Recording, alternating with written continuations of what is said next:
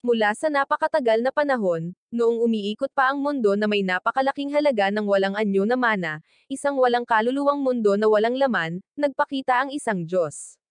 Inutusan lamang niya ang lupa na magpakita, at agad na namuo ang mana at tumigas sa lupa sa ilalim ng kanyang mga paa. Ang natitirang mana, kasunod ng mga salita ng Diyos, ay bumangon upang maging langit. Ito ang mundong inilarawan sa aklat na binabasa ng matanda sa batang lalaki sa tabi niya. Ang bata ay nakinig habang nag-aalok ng kanyang mga opinyon, sinabi ang kailangan niya ay ang relasyon sa pagitan ng mga salita at mana, na ikinainis ni Augustus. Nagtuturo siya ng libre, kaya dapat tumutok ang bata at makinig hanggang sa wakas. Pagkarinig nito, tahimik na umupo ang bata.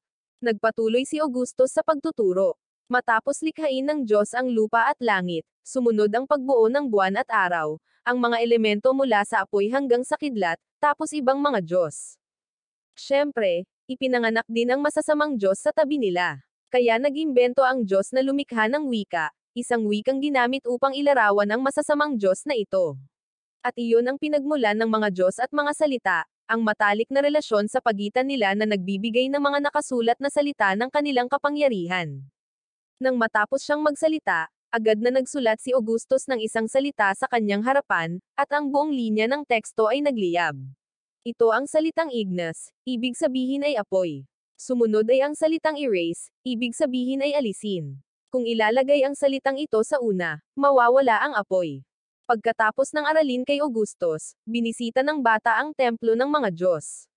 Naalala niya ang mga pangalan ng bawat Diyos ayon sa pagkakasunod-sunod. Volt, ang Diyos ng kidlat. Master, ang inang Diyosa sa lupa. Blaze, ang Diyos ng apoy at teknolohiya. Whirl, ang Diyos ng hangin. Si Sylvia, ang Diyosa ng hangin. Light, ang Diyos ng kaalaman. Huminto ang bata sa harap ng rebulto ng Diyos na si Gracefield. Sa ibaba ng base ng rebulto ay isang linya ng sinaunang teksto, hindi masyadong kompleto.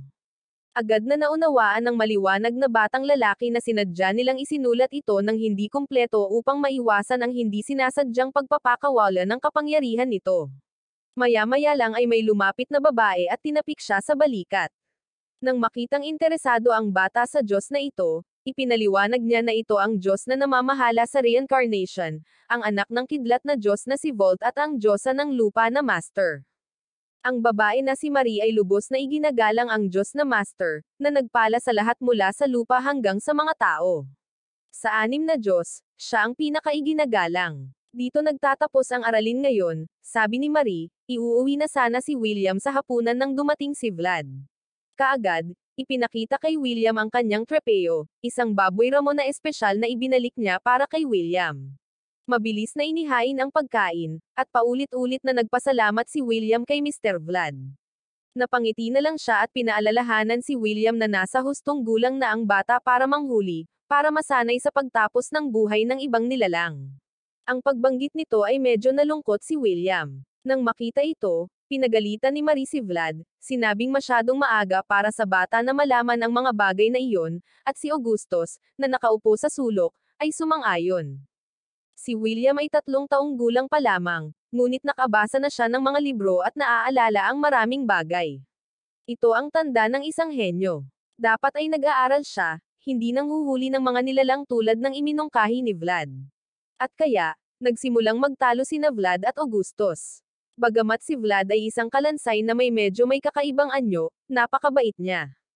Kinuha ni William ang isang piraso ng tinapay at curious na tinanong si Marie kung kailan niya ito ginawa. Ito ay isang lihim na hindi masabi ni Marie kay William at naiintindihan ito ni William. Mula nang siya ay isilang, kasama na lamang niya ang 3 taong ito. Lahat ay may kanya-kanyang sikreto at maraming bagay ang hindi pa alam ni William. Nagtataka ang curious na bata kung ano ang dahilan ng pagkakabuhay ng 3 ito at kung bakit sila undead. Hindi naman sila pinilit ni William tungkol dito dahil mayroon din siyang sikretong hindi niya masabi sa kanila, na siya ay isang reincarnated na tao mula sa ibang mundo. Bumabalik sa araw na dinala dito si William. Nang magpakita sina Vlad, Marie, at Augustus, si William ay natakot, na iniisip na siya ay kakainin. Ngunit pagkatapos ay lumapit si Marie at tinapik ang kanyang ulo upang aliwin siya. Kaya nanirahan si William sa kanila sa loob ng 100 na araw. At sa ika-101 araw ay ang unang pagkakataon na inilabas ni Marie si William sa templo upang makita ang labas ng mundo.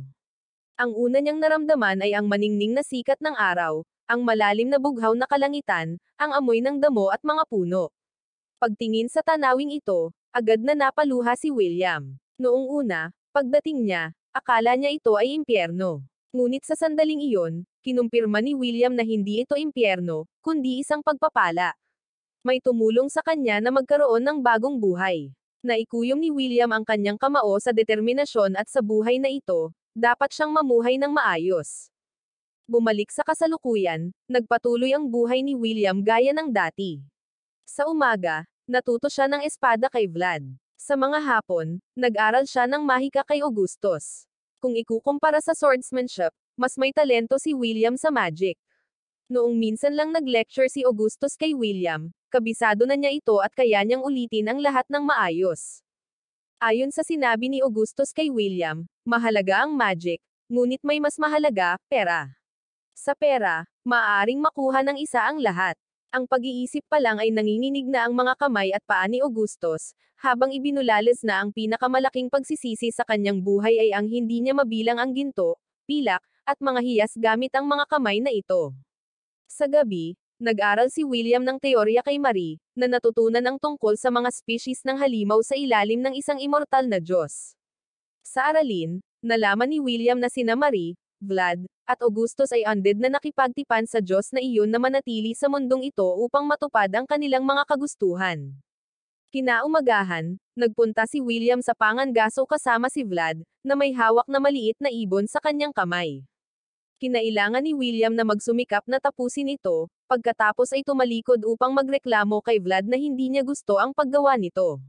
Nang makita ito, kinailangan ni Vlad na ipaliwanag kay William na hindi rin siya mahilig pumaslang, ngunit kailangan ito para sa isang mandirigma. Para mabuhay, kinailangan nilang isantabi ang mga iniisip tulad ng kay William. Pagkatapos ay hinimok ni Vlad si William na manghuli pa. Nang hapong iyon, may practice battle si William kay Vlad. Para maging patas, pinayagan ni Vlad si William na gumamit ng magic. Nagsimula ang labanan sa pag-iwas ni William sa kanyang distansya at pagcast ng maraming spells kay Vlad. Gayunpaman, nagawa pa rin siyang lapitan ng lalaki. Bagamat mabilis ang labanan, pinuri pa rin ni Vlad si William, sinabing marami na siyang pinagbuti, at nakakagulat ang paraan ng pagcast ni William ng magic. Nang marinig ito, tumawa si Augustus, na nagsasabing noong una ay naisip niya na ang pagkuha ng isang ulila ay kalabisan, ngunit ngayon ay naging mas kapaki-pakinabang si William. Agad na pinatahimik ni Vlad si Augustus, hindi raw siya dapat magsalita ng ganyan sa harap ni William. Dahil alam niyang masyado na siyang samobra, humingi kaagad ng tawad si Augustus kay William, na ikinagulat ni William, dahil ito ang unang pagkakataon na nakita niyang humingi ng tawad si Augustus sa sinuman.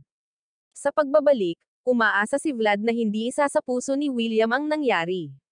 Sa totoo lang, isa lang si Augustus na hindi marunong pumili ng mga salita niya, pero mahal din niya si William at naiintindihan naman iyon ni William.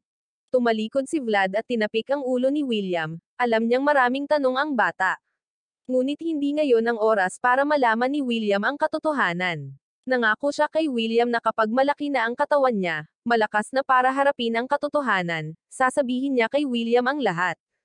Itinuro ni Vlad ang swordsmanship at itinuro ni Augustus ang mga akademiko, ngunit si Marie ang nagturo kay William ng maraming bagay. Tinuruan niya si William ng pang-araw-araw na mga kasanayan sa buhay, kung paano magtanim ng mga puno at iba pa. Isang umaga, habang si William ay nagtatanim ng mga puno, lumapit si Marie, humiling sa kanya na tulungan siyang mag-alaga ng mga halaman, dahil oras na para manalangin siya sa Diyos na Master. Araw-araw ay may panahon kung kailan hindi makakasama ni Marie si William, ngunit papasok siya sa silid ng pagdarasal, at inutusan si William na huwag pumasok sa panahong ito. Na-curious si William, ngunit muling nagpakita si Vlad, hinayla si William palayo para mag-practice. Nagsanay sila hanggang hapon bago makabalik si William. Habang nangangapa siya sa pasilyo, nakita ni William si Marie na lumalabas sa templo na may hawak na isang tinapay. Agad nitong pinukaw ang curiosity ni William, bakit dinala ang tinapay mula doon? Masyadong mausisa, nang gabing iyon, binuksan ni William ang templo ng mag-isa upang suriin ito. Sa harap niya ay si Marie, ang buong katawan niya ay nag-aapoy ng husto. Ang mga masasakit na alaala sa nakaraan niyang buhay ay sumagi sa isipan ni William. Ayaw niyang mawala muli ang mabubuting tao. Kaya, hindi pinansin ni William ang apoy at tumakbo upang subukang bunutin si Marie, na nagresulta sa matinding pagkasunog ng kanyang katawan. Pagkatapos niyang magkamalay, medyo nagalit si Vlad at sinisi si William. Dahil alam niyang mali siya sa pagpuslit, humingi lang ng tawad si William at hindi ng ahas na makipagtalo. Naisip naman ni Augustus na medyo matapang si William, naglakas loob na sumugod sa nag-aapoy na katawan ni Marie, alpha male talaga. Pagkatapos ay ipinaalam din niya kay William kung bakit nasusunog si Marie. Ang tinapay na kinakain niya araw-araw ay biyaya ng inang Diyos ang si Master sa lupa. Kung bakit nasusunog si Marie mismo ang nagpaliwanag kay William. Ang Diyos ang Master at ang walang kasawiang Diyos ay magkaaway. Silang tatlo, sina Marie, Vlad, at Augustus, ay nakipagtipan sa walang kasawiang Diyos na manatili sa mundong ito, na nangangahulugan ng pagtataksil sa Diyos ang si Master. Kaya kapag nananalangin, kailangang tiisin ni Marie ang sakit ng nagninangas na apoy. Sa kabila ng sakit, araw-araw na nagdadasal si Marie dahil alam niyang bagamat itinuturing siyang taksil ng Diyos ang si Master, biniyayaan pa rin niya ng tinapay si William. Iyon lamang ay sapat na para magpatuloy si Marie. Matapos marinig ang kwento, maraming bagay ang naintindihan ni William. Dahil sa kanya, kinailangan ni Marie na magdusa ng ganoong sakit. Kaya agad na hiniling ni William kay Marie na hayaan siyang manalangin kasama niya mula kinabukasan. Ang sakit na kailangan niyang tiisin, mula ngayon, ibabahagi ito ni William kay Marie. Nagpatuloy ang buhay gaya ng dati sa pagpasok ni William sa klase ni Augustus. Ngayon, sinabi niya sa bata ang tungkol sa mga Diyos, ang mga estatwa sa templo. Sa mga tao, sila ay mabubuting Diyos, ngunit sa mata ng ibang mga Diyos, sila ay walang iba kundi mga tinak. Noong nakaraan, ang Diyos ng digmaan na si Eltrit ay nakipagdigma laban sa Diyos ng kidlat na si Volt. Sa una, siya ay nanalo, ngunit nang ang Diyos na si Volt ay tumanggap ng isang pagpapala mula sa kanyang asawa, ang ina sa lupa na si Master, siya ay kapansin-pansing pinaikot ang mga talahanayan. Simula noon, nagtago ang Diyos ng digmaan, naghihintay ng pagkakataong makapaghiganti. Mula sa maikling kwentong ito, naunawaan ni William ang maraming bagay. Ang dalawang Diyos na ito ay inihalin tulad din sa mundo ng mga tao. Ang karahasan at authoritarianism ay mga paraan para umunlad ang mga tao. Nang marinig ito, kinailangan ni Augustus na ngumiti at purihin si William, na sinasabing siya ay tunay na may talino at tapos nagpaliwanag pa siya. Gaya ng sinabi ni Augustus, ang Diyos na si Volt pagkatapos ng kanyang tagumpay ay ang Diyos na namamahala sa kaayusan, habang ang Diyos ng digmaan na si Eltrit ay itinuturing na isang masamang Diyos. Ngunit kung isang araw ang Diyos na si Volt ay naging masama at naging isang masamang Diyos, kung gayon ang magpapabagsak sa kanya ay ang Diyos ng digmaan na si Eltrit. Sa mas simpleng mga salita, ang masasamang Diyos at mabubuting Diyos ay mga dibisyon na ginawa ng mga pangkat ng relihiyon mismo. Naupo si William sa harap ng mga estatwa ng mga Diyos, pumasok sa isang estado ng kawalan ng pag-iisip, hindi pinapansin ang nakaraan at hinaharap upang tumuon lamang sa kasalukuyan. Siya ay nakaupo ng tuloy-tuloy na nagdarasal sa loob ng 5 araw hanggang sa tinawag siya ni Marie, na nagsasabing natapos na ang sesyon ng panalangin. Pagkatapos ay umalis si William sa templo kasama siya. 5 taon na ang nakalipas mula nang masunog si William ng husto sa kanyang kamay. Kung gagamitin ni William ang prayer magic ni Marie, ang paso ay ganap na gagaling, ngunit pinili niyang iwanan ito dahil, ayon sa papuri ni Vlad, ito ay isang medalya para sa pagkalalaki ni William. Pagkatapos magdasal ay pumunta ulit si William sa klase ni Augustus. Sa kanyang pagtanda, ang dalas ng mga lecture ni Augustus para kay William. Kinailangan ni William na mapuyat magdamag para tapusin ang mga assignment na binigay ni Augustus sa kanya. Ngunit dumarami ang mga takdang aralin sa bawat araw, na naging dahilan upang hindi siya makasabay, na para bang umaasa si Augustus na susuko siya. Pagkatapos ng klase ni Augustus, pumunta si William para magsanay ng espada kasama si Vlad. Ngayon, espesyal na inihanda ni Vlad ang isang tuyong kalansay para sa pagsasanay ni William. Ito ang bangkay ng isang demonyo na naging undead. Medyo natakot si William sa itsura nito, pero nang maglakas loob itong humawak ng espada laban sa kanya, natapos ito ni William sa isang hampas lang, nakakagulat kay Vlad. Hindi niya pinuri si William dahil sa takot na maging mayabang siya, ngunit nang makita niyang kumpiyansa na tumaas ang ilong ni William, nagpa siya si Vlad na bigyan ng advanced exercise si William. Ang kanilang tahanan ay nasa tuktok ng bundok na may lungsod sa ibaba. 13 taon na ang nakalipas mula nang dumating siya sa mundong ito, at ito ang unang pagkakataon na pinahintulutan si William na bumaba doon. Habang naglalakad sila, ipinaliwanag ni Vlad kay William na ito ay dating napakabisi na lungsod, ngunit ngayon ay iba na. Undead lang ang gumagala kung saan-saan. Kaya naman pinagbawalan niya si William na bumaba dito ng mag-isa. Dinala ni Vlad si William ng malalim sa isang kuweba, pagkatapos ay hiniling kay William na ihanda ng mabuti ang kanyang kagamitan. Magsisimula na ang pagsusulit at kinailangan ni William na humanap ng paraan palabas ng tunnel na ito, at hihintayin siya ni Vlad sa labas. Sa mga salitang iyon, ibinagsak ni Vlad ang oil lamp sa tubig at nawala. Si William ay nagmamadaling gumawa ng isang light spell sa kanyang kalasag, tumingin sa paligid, ngunit hindi makita si Vlad kahit saan. 2 undead lang ang lumalapit sa kanya, pinilit si William na lumaban sa kanila. Matapos talunin ang 2 undead, umupo si William na nakasiksik sa isang sulok na dingding, nagmumuni-muni.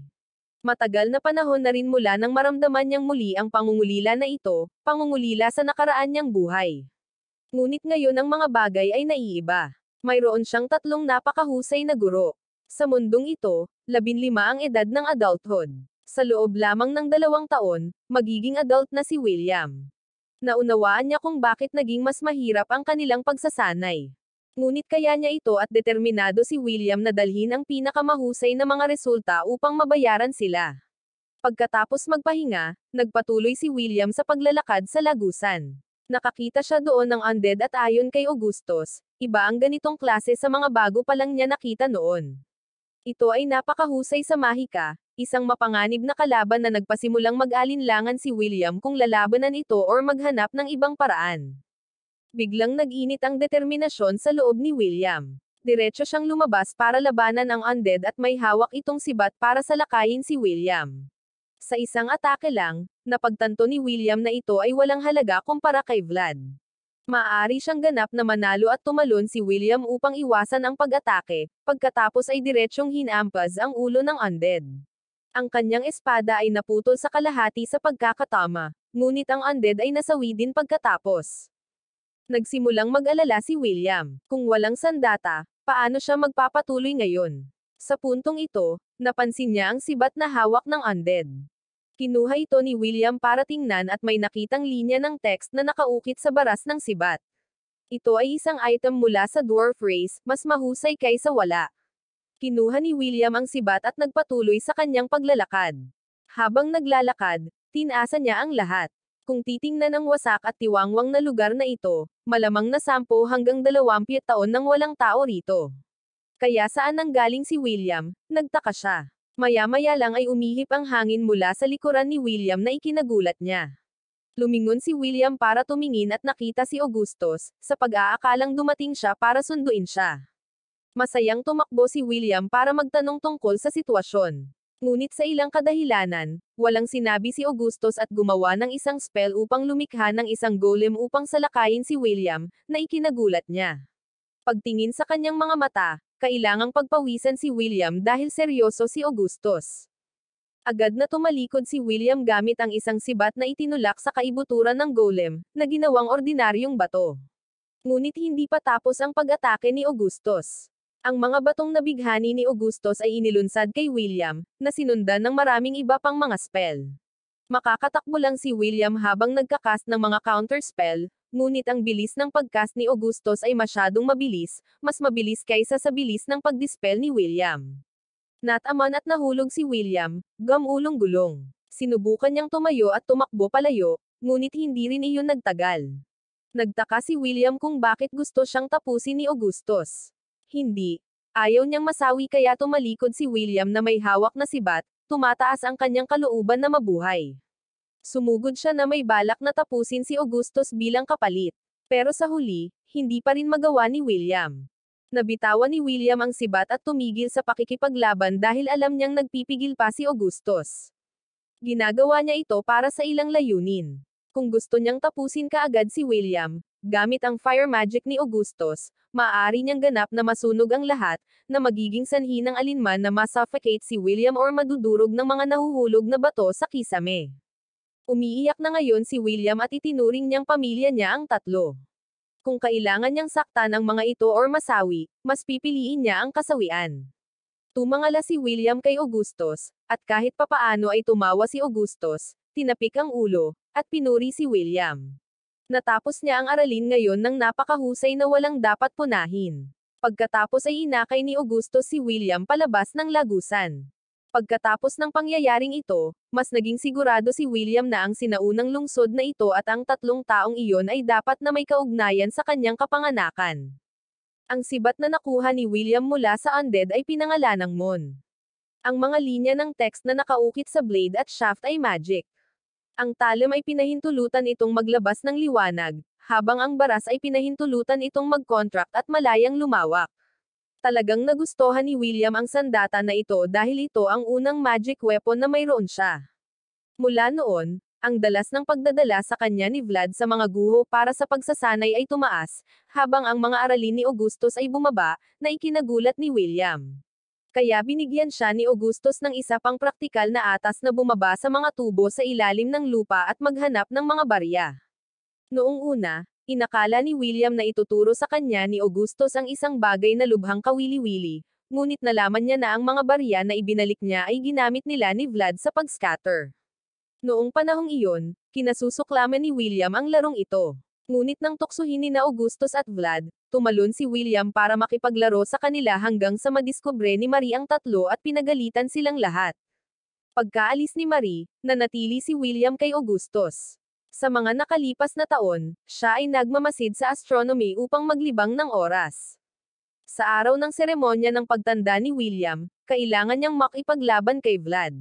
At gusto ni Augustus na humingi ng pabor kay William, na sadyang matalo sa laban nang hindi ipinapaalam kay Vlad ang katotohanan. Agad namang tumanggi si William, na sinasabing hindi ito ganito ang kilala niyang Augustus. Lahat dapat may dahilan at kung sasabihin sa kanya ni Augustus ang dahilan, tatanggapin niya ang pagkatalo. Pero sa huli, humingi lang ng tawad si Augustus kay William. Bagay na hindi niya masabi sa bata. Pagkatapos, pumunta si William sa simbahan para pag-isipan ito. Noong panahong iyon, nagpakita si Marie at Vlad.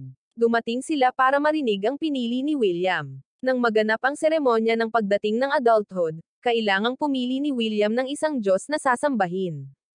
Noong una ay nagpaplano si William na pumili ayon sa mga Diyos na sinasamba nilang tatlo, ngunit pinigilan ni Marie si William. Hindi naman importante na sundan sila ni William at ang mahalaga ay kung sinong Diyos ang gustong maging katulad ni William. Ayon sa paggalang ni William, pagpapalain siya ng Diyos na iyon. Kung mas malaki ang pagpapala, mas mataas ang panganib na darating kay William. Maaari siyang ganap na maging bayani, or maaaring maging mahirap ang buhay ni William. Kaya umaasa si Marie na pag-isipang mabuti ni William ang bagay na ito.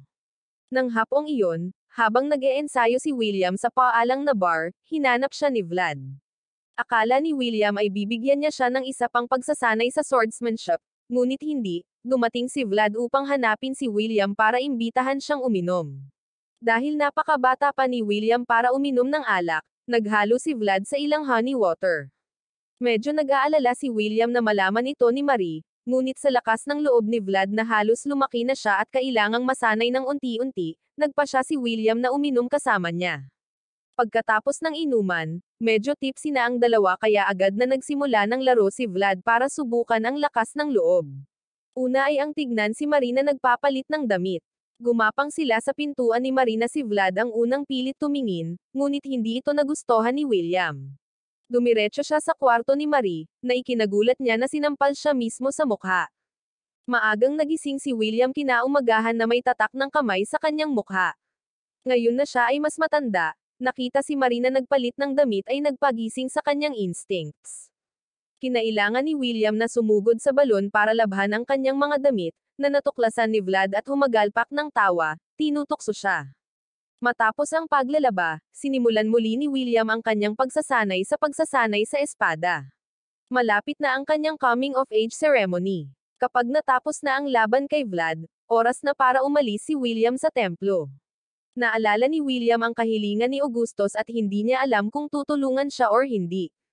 Sa sandaling ito, pumunta si Marie kay William na may dalang bagong sandata para ibigay sa kanya. Habang inilalagay ito kay William, nagtanong siya kung aling Diyos ang pipiliin niyang sambahin.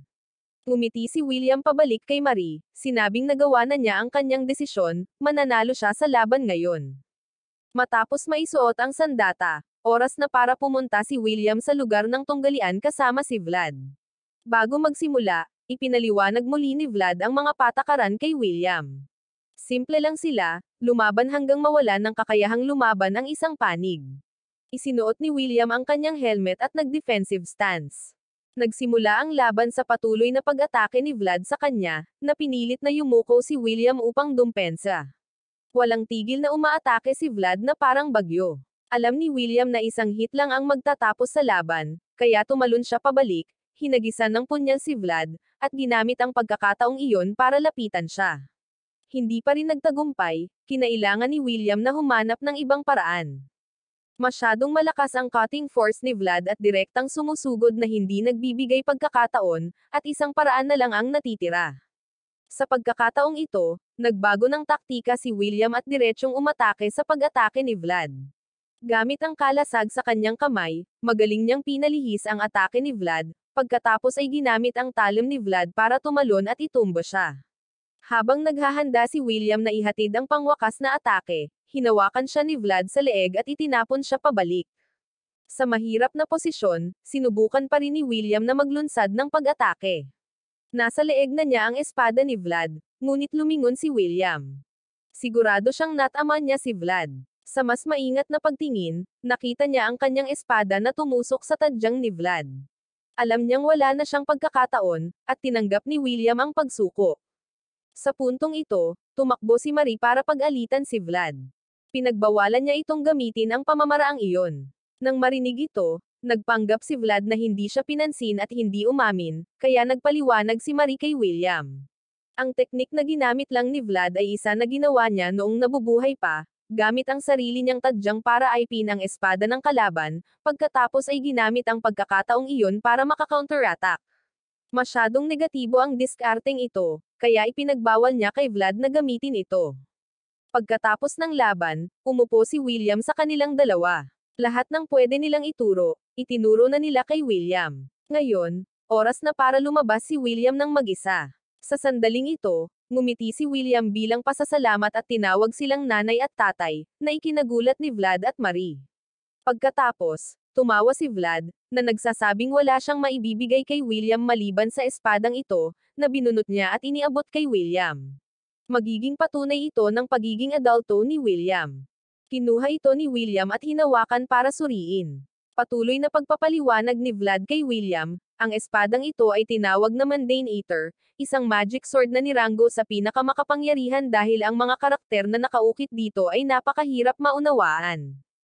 Maikli niyang ipaliwanag kay William, ang espadang ito ay nagkaroon ng epekto ng pagpapanumbalak ng sigla ng gumagamit pagkatapos ng bawat hampas, ibig sabihin, kapag mas lumaban si William, mas magiging kapaki-pakinabang ito para sa kanya. Ngunit may payo si Vlad para kay William. Huwag masyadong umasa sa espadang ito, dahil habang umaasa siya rito, lalo siyang hihina. Kaya naman tinawag itong demonyong espada. Ngayong naipasa na ang espada, tapos na ang seremonya ng pagdating ng adulthood at oras na rin para malaman ni William ang totoo. Sa pahintulot ni Marie, nagsimulang magkwento si Vlad, isang kwento ng isang maalamat na hari at mga demonyo at kung bakit pinalaki nilang tatlo si William. Ang kwento ay bumalik 200 taon nang ang hari ng mga demonyo ay nagdulot ng digmaan sa kontinenteng ito. Pumaslang sila sa lahat ng dako, gamit ang laman at dugo ng tao bilang mga sakripisyo para sa kanilang pangunahing Diyos. At ang hari ng mga demonyo, isang baliw na may kakayahang lumikha ng mga sundalo mula sa kanyang sariling laman at dugo, ay ginamit ang espada ng demonyo na hawak ngayon ni William. Walang ibang makakasugat sa kanya kundi ang paghiwa at isa-isang bumagsak ang mga rehiyon. Sa pinakawalang pag-asa na sandali, nang walang nang ahas na isipin na ibagsak siya, nagpakita ang gumagala-gala na pantas na nagngangalang Augustus, na nagdadala ng isang hula sa lahat. Panahon na para ibagsak ang hari ng demonyo at nang marinig ito, agad na naunawaan ni William ang lahat ng hindi na kailangang magpaliwanag pa ni Vlad. Simple lang ang plano ni Augustus, lumusat sa lagusan sa ilalim ng sinaunang lungsod, pagkatapos ay samantalahin ang pagkakataon na nakawin ang espada ng hari ng demonyo. Ang demonyong hari ay hindi immortal. Nilikha niya ang kanyang hukbo mula sa kanyang sariling laman at dugo, pagkatapos ay nakabawi gamit ang demonyong espada. Kung nakawin nila ito, tuluyan na siyang matatalo ng team ni Augustus. Sa pagsasalita sa puntong ito, pinigilan ni Vlad si William. Talagang henyo si William, pero mali siya sa ending. Hindi nila kayang talunin ang hari ng demonyo. Nang akala nila ay na-corner na nila siya, inihayag niya ang kanyang buong kapangyarihan. Iyon din ang unang pagkakataon na nakaranas si Vlad ng malungkot na pagkatalo sa isang sword fight. Kung hindi nila siya mapaslang, kailangan nilang aisil siya. Nagtulungan sina Marie at Augustus para gawin iyon. Sa kabutihang palad, ito ay gumana. Sa puntong ito, biglang umabot sa kanila ang alingawngaw ng Diyos na Stanley. Gamit ang Mundane Eater, ang hari ng demonyo ay maaaring ganap na pumaslang ng isang Diyos. Kaya, ang kanilang pagbubuklod sa kanya ay nagpapasalamat sa kanila si Stanley. Pagkatapos, nagkaroon siya ng negosasyon sa kanila. Dahil silang tatlo ay mahusay, gusto niyang maging tagapag-alaga sila ng selyo ng hari ng demonyo sa pamamagitan ng paggawa sa kanila bilang undead. Negosasyon daw, pero sa totoo lang, walang ibang choice. Ang tatlo, Augustus, Marie, at Vlad, ay naging undead at pinoprotektahan ang selyong ito hanggang ngayon. Sa loob ng 200 taon, pinoprotektahan nila ang lugar na ito. Dahil gumawa si Augustus ng protective barrier, hindi nila alam kung ang mga tao sa labas ay buhay pa or extinct na.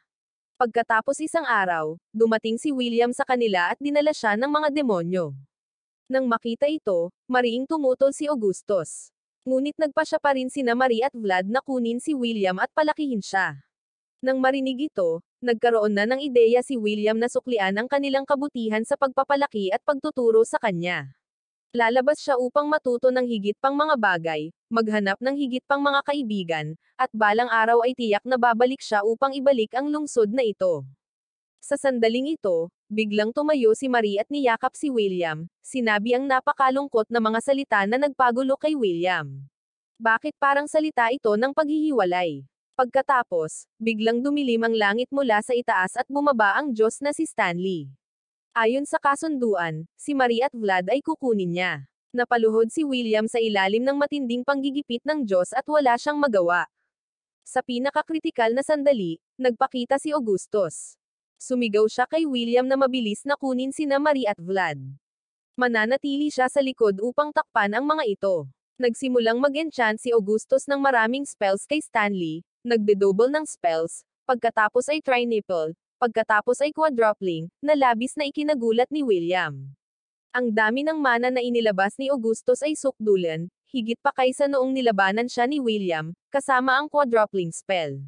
Ito ay dapat na isang spell na nangangailangan ng ilang mga tao na magsama-sama. Ngunit si Augustus ay casual na nag-enchant nito at nagawang igapos ang masamang Diyos na si Stanley. Para sa huling atake, nagpakawala si Augustus ng bagyo na nagpaalis sa masamang Diyos. Pagkatapos, lumingon siya para tingnan ang grupo ni William. Napanatili pa rin nina Marie at Vlad ang kanilang mga kaluluwa, kaya naisip ni Augustus na maayos ang lahat. Pero hindi, sa susunod na segundo, naputol siya sa kalahati. Si Marie at Vlad ay hindi mas mahusay. Lumapit si Stanley kay Augustus, binuhat siya. Ang nangyari lang ay isa lamang sa kanyang mga avatar, ngunit ang kakayahang sirain ang avatar na iyon ay nangangahulugan na si Augustus ay tunay na isang mahusay na salamangkero. Ayaw niyang mawala ng makapangyarihang lingkod na gaya ni Augustus, kaya isinantabi muna niya ito sa ngayon. Sunod, tinawagan niya si William. Nakatayo si William sa takot, walang magawa. Lumapit si Stanley, tumatawa at nagpasalamat kay William tungkol sa tipan kina Marie, Augustus, at Vlad. Mas malinaw niyang ipinaliwanag para maintindihan ni William. Sa una, sila ay ginawang undead upang protektahan ang selyo sa demonyong hari. Gayunpaman, kapag nawala ang kanilang puot at pagkahumaling sa hari ng demonyo, ang tipan ay magwawakas, at sila ay magiging tapat na mga tagapaglingkod ni Stanley. Salamat kay William, si Marie at Vlad ay tumigil sa pagkaka-attach, kahit na medyo nananatili pa rin si Augustus. Ngayon, inalok ni Stanley si William ng isang tipan, maging undead, at mabubuhay muli si William kasama silang tatlo. Ngunit ang sagutin siya kaagad ay magiging boring. Kaya, binigyan niya si William hanggang bukas ng gabi nang ang mapanirang kapangyarihan ng araw ay kumupas. Dadating siya para marinig ang sagot ni William at sa mga salitang iyon, si Stanley ay nawala sa kawalan. Nang gabing iyon ay umulan ng malakas. Dinala ni William ang kanyang pamilya sa bahay at ngayon naiintindihan na niya ang lahat. Naiintindihan niya kung bakit sinubukan siyang tapusin ni Augustus.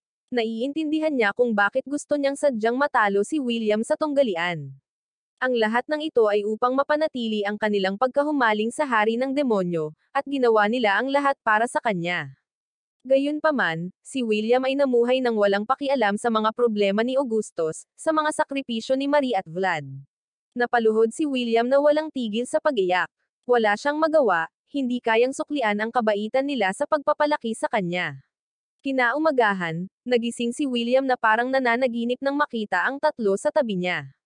Bagamat masaya pa silang nagtatawanan at nag-uusap ni William, alam niyang nagpapanggap lang silang okay.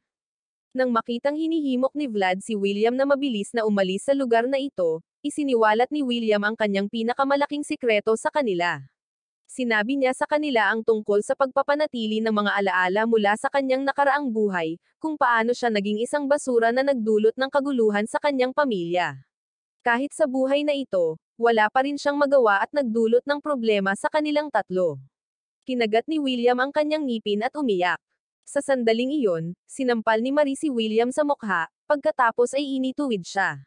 Hindi siya papayag na tawagin ni William ang sarili niyang basura. Matapos ang lahat ng pagsisikap na ginawa ni William sa buhay na ito, ano ang kahalagahan ng mga alaala sa nakaraan? Natakot ba siya kay Stanley ng ganoon kalala? Pinagalitan ng husto ni Marie si William, pagkatapos ay pinilit itong tumayo ng tuwid. Sumama sina Vlad at Augustus para hikayatin si William bilang isang lalaki. Kailangang laging maging malakas ni William at hindi umiyak ng ganyan. Dahil sa mga salitang iyon, natagpuan ni William ang kanyang determinasyon at napakalakas na determinasyon na protektahan ang kanyang pamilya. Kaya pumunta si William sa templo, lumuhod sa harap ng estatwa ng makapangyarihang kidlat na Diyos na si Volt, at ipinahayag na mula ngayon ay lalaban siya sa mga masasamang Diyos para protektahan ang kanyang pamilya. Kung naririnig ng mga Diyos ang kanyang panalangin, umaasa siyang masasaksihan at pagpalain siya ng mga ito. Sa mga salitang ito, inihanda ni William ang kanyang mga bagay para matugunan si Stanley. Sa harap niya, ipinahayag ni William na hindi siya maglilingkod kay Stanley sa anumang paraan. Nang marinig ito, naunawaan ni Stanley na hinahamon siya ni William. Walang paraan na tatanggi ang isang Diyos na lumaban. Pero kailangan muna niyang tingnan kung qualified si William na hamanin siya. Kaagad, tinawag ni Stanley ang hindi mabilang na undead upang labanan si William. Isang walang kasawiang Diyos na kumokontrol sa undead. Hindi mahalaga, si William, na may hawak na sibat, ay nagpahayag na matatalo niya ang sinumang humarang sa kanyang daan. Nakipag-away si William habang nag-spells para harapin ang undead. Nang mapansin ng isang naghahanda ng isang magic spell, agad na nagcast si William ng isang speed-enhancing spell upang harapin ito kaagad, na medyo nakakagulat kay Stanley. Ang pakikipaglaban ng mag-isa laban sa daan-daang undead na tulad nito ay kahanga-hanga. Sa puntong ito, pinatigil ni Stanley ang undead. Labis siyang humanga sa mga kakayahan ni William at gusto niyang maging general pa siya sa kanyang hukbo. Pagkatapos ay dumating ang isang brainwashing na pagtatangka upang isama si William sa kanyang tabi upang lumikha ng isang walang hanggang mundo na magkasama. Napanatili ni William ang kanyang kinatatayuan habang nakikinig. Walang kasinungalingan ang mga salita ng masamang Diyos na ito at tila ipinapahayag niya ang kanyang tunay na nais.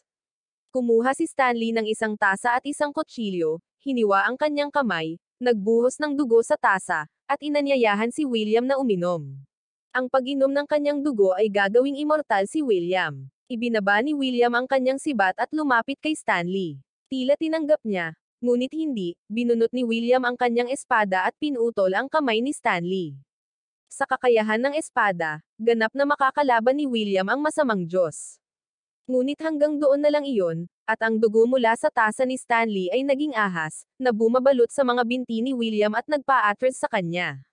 Isang atake na naman ang naidulot nito, dahilan para unti-unting nawalan ng malay si William. Nagising siya sa isang tahimik na lawa. Sa sandaling iyon, isang babae na may lampara ang lumapit kay William.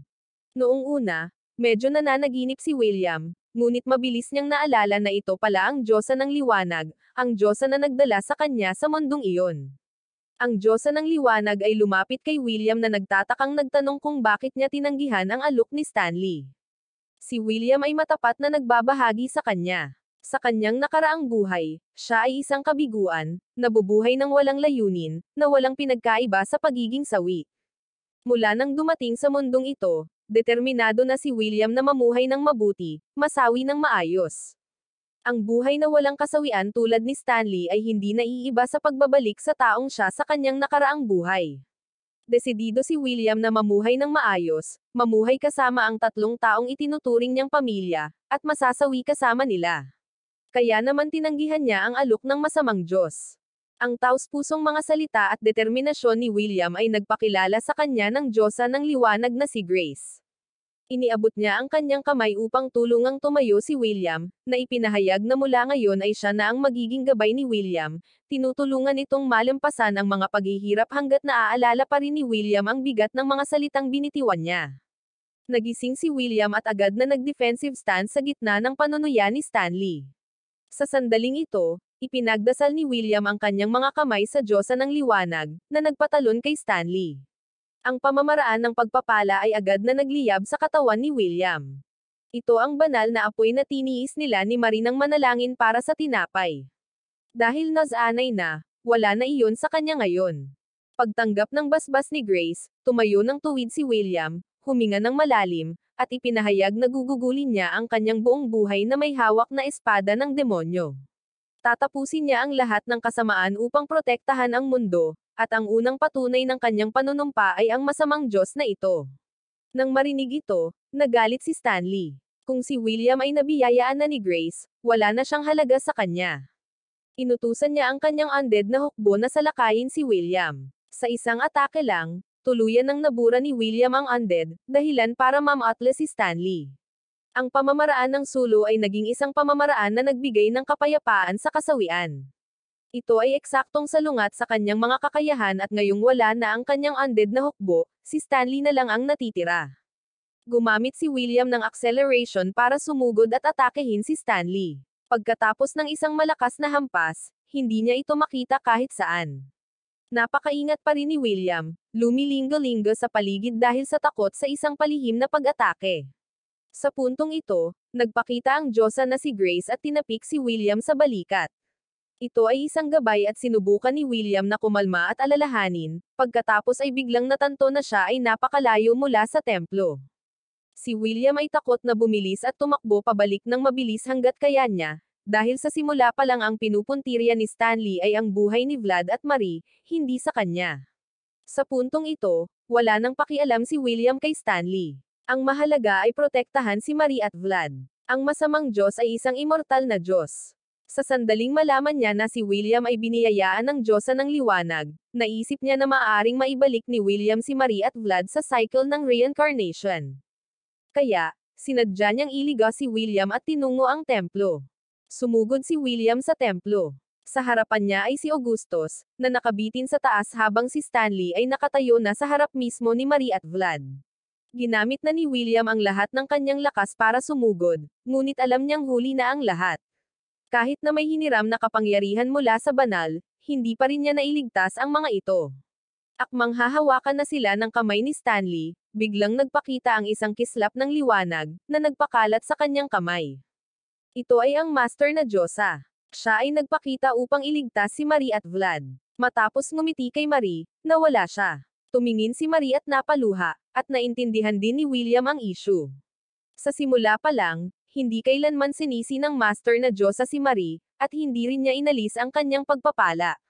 Sa pinakamapanganib na sandali, siya ay pansamantalang nagpakita upang protektahan si Marie. Tunay ngang nasuklian ang kabaitan ni Marie.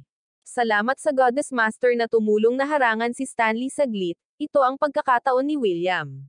Gamit ang espada ng demonyo at ang basbas ng Diyosa na si Grace, ganap na maibabalik ni William si Marie at Vlad sa cycle ng reincarnation. Tinutukan niya ang kanyang espada ng diretso sa kanila. Siyempre, wala siyang balak na saktan ang mga magulang niya. Ang alam lang niya ay susugod si Stanley para harangan ito. Gaya ng inaasahan, ginawa niya. At tulad ng mga diskarte ng magkabilang panig na kinansela ang isa't isa, mula sa likuran, si Vlad ay bumangon upang salakayin siya. Nagpagulat ito kay Stanley at gusto niyang mag-spell para makakuha ng advantage, pero umalangaw ang sigaw ni Augustus na may kasamang silencing charm na pumipigil sa kanya sa pag-spell. Dumating na ang gintong pagkakataon ni William. Siya ay sumugod ng mabilis, inatake ng paulit-ulit si Stanley. Sa kabila ng sakit, sinumpa pa rin ni Stanley si William, ngunit walang pakialam si William. Itinutok niya ang kanyang espada sa mukha ni Stanley at ipinahayag na sa pangalan ng Diyosa na si Grace, siya ay mabubuhay at masasawi bilang isang tao. Naglaho ang katawan ng masamang Diyos, at napaluhod si William, humihingal. Sa pagmumuni-muni, napagtanto ni William na lahat ng inilapat niya sa labanang ito ay mula kay Marie, Vlad, at mga turo ni Augustus. Kung wala ang kanilang patnubay, tiyak na hindi siya mananalo. Buti na lang naitaboy na niya ngayon ang masamang Diyos. Pagkatapos, tumakbo sina Marie at Vlad upang palakasin ang loob ni William. Bumaba din si Augustus mula sa itaas, nakita ang luhaang mga mata ni William. Agad na gustong magsagawa ng party para ipagdiwang ang tagumpay na ito para kay William. Sumama kaagad si Augustus, inilabas pa ang kanyang mga tus at iyong lumang mahalagang alak. Sa pagkakataong ito, hindi na pinigilan ni Marie si William sa pag-inom, ngunit mahigpit pa rin niyang hinawakan ang balikat ni William, na nagbabala sa kanya na kapag nolising ito, papagalitin siya. Masayang tumakbo si Augustus para maghanda muna at gusto ring sumunod ni Vlad at Marie ngunit hindi makatayo. Sa puntong ito, huminga ng malalim si Vlad. Bagamat gusto niyang tumagal pa ng isang gabi, hindi ito maaari. Ang isang undead na nawala ang kanilang pagsamba sa immortal na Diyos, at nawalan din ng gana na magpatuloy sa buhay ay hindi na maaaring manatili sa mundo ng mga tao. Upang maiwasang malungkot si William, nag-alok si Vlad ng mga salita ng pampatibay loob. Walang dapat ikalungkot, dapat masawi ang mga magulang bago ang kanilang mga anak. 200 taon na silang naliligaw at oras na para magpahinga sa kapayapaan. Kahit alam na ito ni William, hindi pa rin niya matanggap. Nanumpa siyang ililigtas niya sila at balang araw sa kanyang pagbabalik, gusto pa rin niyang makitang muli sina Vlad at Marie. Gusto niyang magsanay sa pakikipaglaban sa espada kasama niya, gustong gumawa ng gawaing bahay kasama si Marie, at kapag nagkaroon na siya ng pamilya, gusto rin ni William na turuan nila ang kanyang mga anak tulad ng itinuro nila sa kanya. Maluha-luha si William, ayaw tanggapin ito. Nang marinig ito, agad na hinaplos ni Marie ang pisngi ni William para aliwin siya. Walang dapat ikalungkot, at hindi siya papayag na maging matigas ang ulo ni William. Ito na ang kanilang huling sandali, at ayaw na nilang malungkot pa si William. Pagkatapos ay dumating ang huling mga tagubilin mula sa kanila bilang mga magulang ni William. Nakikinig si William na lumuluha ang mga mata. Ito ang mga payo ng kanyang mga magulang, at nanumpa siyang aalalahanan sila habang buhay. Sila ang magiging liwanag sa dulo ng kalsada, tulad ng liwanag na ibinigay sa kanya ng Diyosa na si Grace. Pagkatapos, dala na rin ni Augustus ang alak. Ito ang unang pagkakataon na sabay silang apat na uminom. Ang unang tasa ay ang huling tasa din. Ito ay parehong malakas at nakakasakit ng damdamin na hindi ka panipaniwala. Nagtapos ang party nang magpakita ang Diyosa ng liwanag, si Grace, upang gabayan ang mga kaluluwa ni Marie at Vlad palayo. Kinaumagahan, nagpagawa si William ng libingan para sa dalawa. Nakatayo sa harap ng libingan ng kanyang mga magulang, pinagdasal niya ang kanyang mga kamay at ipinangako na ito ay pansamantalang paghihiwalay lamang. Hindi alintana kung narito pa sila or hindi, dito pa rin nabibilang si William. At kapag dumami na ang mga kaibigan at pamilya, nangako si William na ibabalik sila rito para bisitahin ang dalawa. Nagpakita si Augustus sa likod ni William at sinamantala ni William ang pagkakataon para asarin siya. Sa puntong ito, inihagis ni Augustus kay William ang isang bag ng pera. Ito ang kayamanan na iningatan niya sa loob ng 200 taon. Ang pera na hindi umikot ay parang kasawian at inaasahan ni Augustus na gagamitin ito ni William para sa mabuting layunin. Sumunod, isiniwalat niya ang higit pang katotohanan kay William. Kagabi, nakipag-ayos siya kay Grace. Ang selyo sa demonyong hari ay nangangailangan pa rin ng magbabantay dito, kaya pinahintulutan siyang mabuhay ng isa pang 10 taon bago pumasok sa reincarnation. Para naman sa Diyosa na si Grace, sa pamamagitan lamang ng pakikialam sa buhay at kasawian ni Augustus, medyo nawalan na rin siya ng kapangyarihan. Kaya mula ngayon, ang kanyang pananampalataya at pag-unlad ay ganap na nakasalalay sa mga pagsisikap ni William. Pumunta na si William para kunin ang mga gamit niya at naghanda ng umalis. Bago umalis, saglit pa rin siyang kinausap ni Augustus. Para mabuhay sa labas ng mundo, kailangan ni William ng buong pangalan. Naibigay na sa kanya ni Marie at Vlad ang kanyang unang pangalan, kaya gusto ni Augustus na bigyan ng apelyido si William. Ayon sa mga kaugalian ng tao, gagamitin ng mga magulang ang kanilang sariling mga pangalan upang ibigay sa kanilang mga anak. Kaya simula ngayon, si William ay tatawaging William Marabi. Ngumiti si William at nagpasalamat kay Augustus, at sobrang nagustuhan niya ang pangalang ito. Sa nakalipas na 200 taon, nang sumiklab ang labanan ng grupo ni Augustus sa hari ng demonyo, natalo ng matapang na Vlad ang mga undead sa labas ng lungsod habang si Marie naman ang nag-aalaga sa pagdarasal para sa kanila na makaalis ng mapayapa. Ang lahat ay nangyari ayon sa plano ni Augustus. Nakatayo sa tuktok ng burol, tumingin si Vlad sa malayo at malawak sa lungsod. Napaka-perpekto ng plano at ginawa na nila ang lahat ng posible at maantala lamang ng 5 araw. Kung hindi nila matalo ang hari ng demonyo sa loob ng 5 araw na iyon, matatalo sila. Ito ay isang napakadelikadong labanan. Kaya, hiniling ni Vlad kay Marie na manatili sa likuran at huwag nang sumunod sa kanya. Agad namang tumanggi si Marie at nagbanta siya na kapag hindi siya isasama ni Vlad, puputulan niya ang kanyang lalamunan at magpapakasawi ngayon. Nang walang ibang pagpipilian, kailangang sumang-ayon si Vlad. Marahil ito na ang huli nilang pagsasama. Kaya, sa wakas ay isiniwalat ni Vlad kung ano ang itinatago niya sa kanyang puso. Iminungkahi niyang magpakasal sa sandaling iyon, na may panata na kung makakabalik sila ng ligtas, sila ay magpapakasal. Sa pagbaba sa lungsod, ipininta din ng dalawa ang isang pangitain na magkakaanak, isang batang may makapangyarihang swordsmanship ni Vlad, matatag at maingat na kalooban ni Marie, at namumukod tanging talento sa mahika. Gaya ni Augustus, nakaisip na rin siya ng pangalan para sa batang iyon. Dala ng bata ang kalooban ng helmet at baluti, at ang pangalan nito ay William. Pagkaalis ng lungsod, nakatagpo si William ng maraming demonyo sa daan. Gayunpaman, bilang isang taong natuto sa pamamagitan ni Vlad, at nakipaglaban sa isang Diyos, hindi man lang inabala ni William na bilangin ang mga demonyong ito. Naglakad si William sa tabi ng batis. Matagal na siyang naglalakad, ngunit wala pa siyang nakikilala. Umuulan, kaya dumiretso si William sa malapit na pavilion para magpahinga. Malamig at malungkot, medyo nalungkot si William. Matapos tumigil ang ulan, nagpatuloy si William sa kanyang paglalakbay, sinusundan pa rin ang batis, at sa wakas ay nakatuklas ng isang bagong lungsod. Sabik na tumakbo pababa si William para tingnan ito. Sinaunang panahon ang lugar na ito at tila matagal nang inabandona. Sa gitna ng lungsod ay isang napakalaking butas, na tila ang labi ng isang napakalakas na magic spell. Matapos matiyak na wala ng tao ang lungsod, pumunta si William sa tabing ilog upang manalangin sa Diyosa na si Grace, na hinihiling sa kanya na gabayan ang mga gumagala na kaluluwa sa lungsod na ito pabalik sa cycle ng reinkarnasyon. Nang matapos dito, nagpatuloy si William sa kanyang paglalakbay. Matagal nang gumuho ang tulay sa kabila ng ilog, kaya hindi agad nakatawid si William at kinailangan pang manatili ng isang gabi. Unti-unti na ring nauubos ang kanyang mga pagkain. Bagamat sa kanyang husay sa pagpapala ay mayroon pa siyang tinapay na makakain, gusto pa rin ni William na makilala ang mga tao ng higit pa.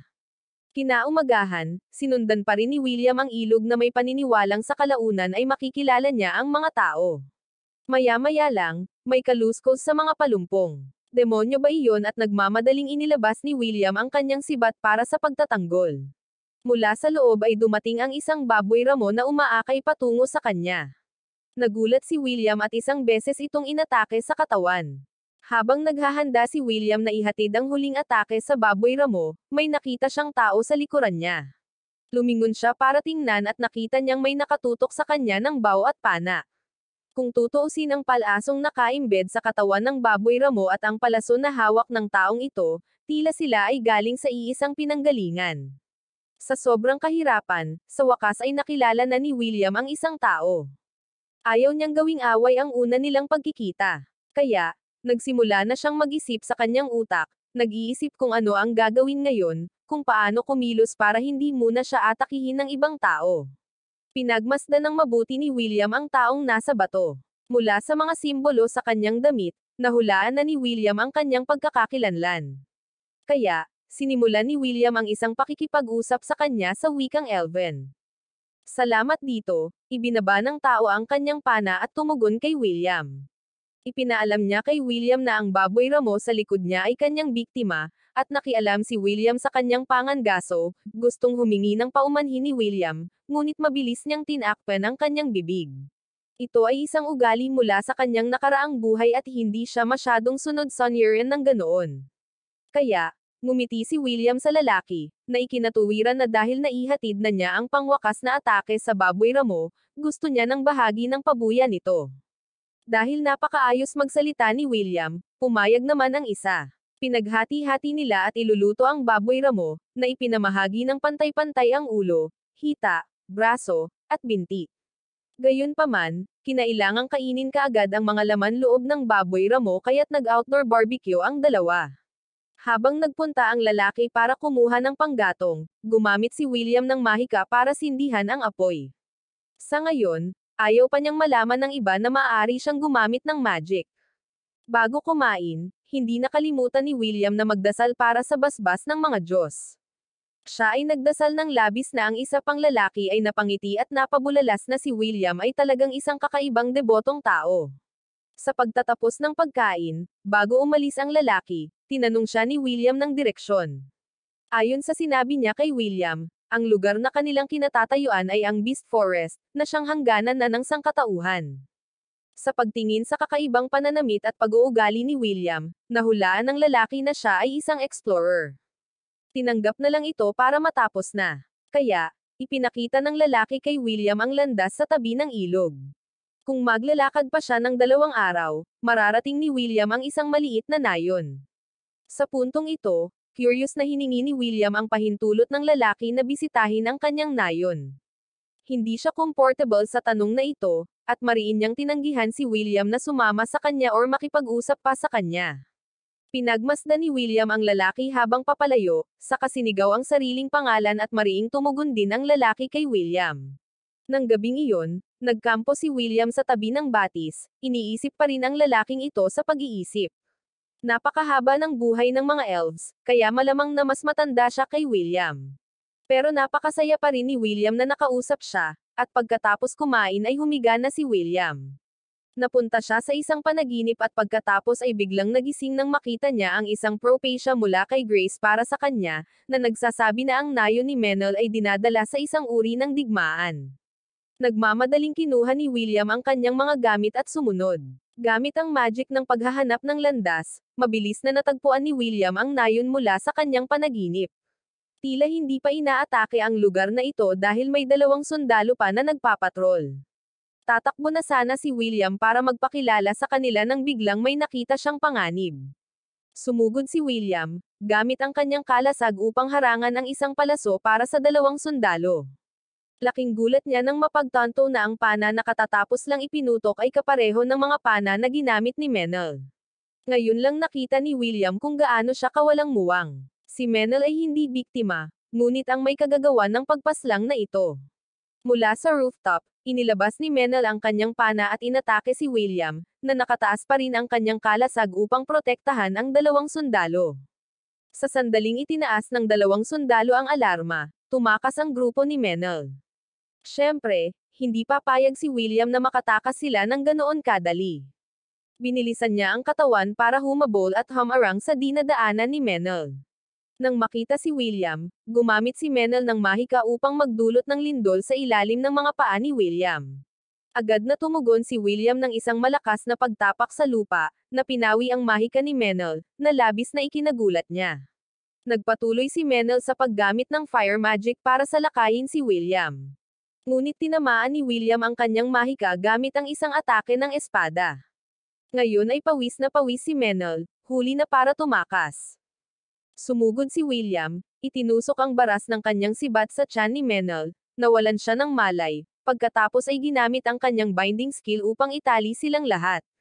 Nang matapos ito, lumapit ang sundalong iniligtas ni William para magpasalamat sa kanya.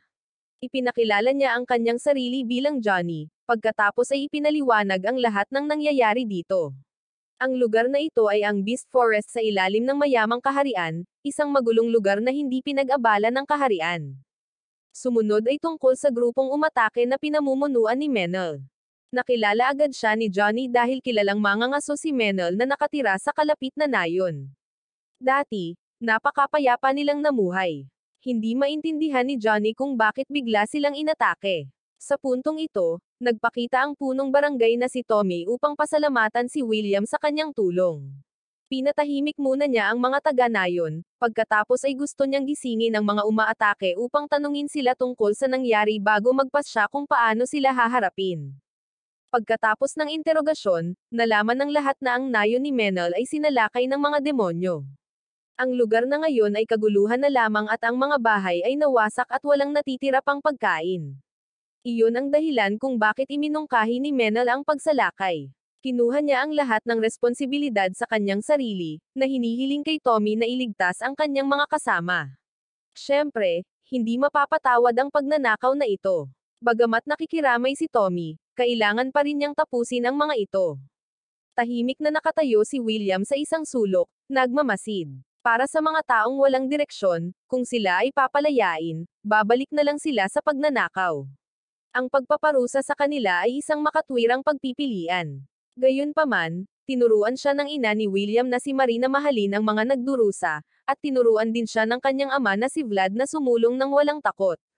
Nakatatak pa rin sa isipan ni William ang mga salitang iyon. Kaya, nagpa siya si William na tulungan sila. Nagsalita siya, na hinihiling sa mga taga-nayon na iligtas ang grupo ni Menel, at magbabayad siya ng kabayaran para sa kanila. Ang kaugaliang ito ng kabayaran ay umiral sa lahat ng dako. Kaya kailangan lang ni William ng isa pang makatwirang dahilan para matanggap.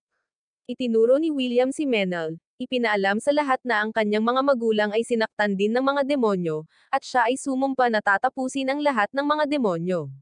Kaya ngayon, kapag ang isang nayon ay nasalanta ng mga demonyo, hindi siya maaaring pumikit. Pagkatapos ay inilabas ni William ang kanyang supot ng pera. Sa halagang ito, maaaring tabyusin ni William ang grupo ni Menel at kumuha ng mga taga-nayon. Sa tulong nila, dinala dito ang mga nakaligtas mula sa karatig nayon para alagaan, at si Menel ay inupahan din ni William para pumaslang ng mga demonyo kasama niya.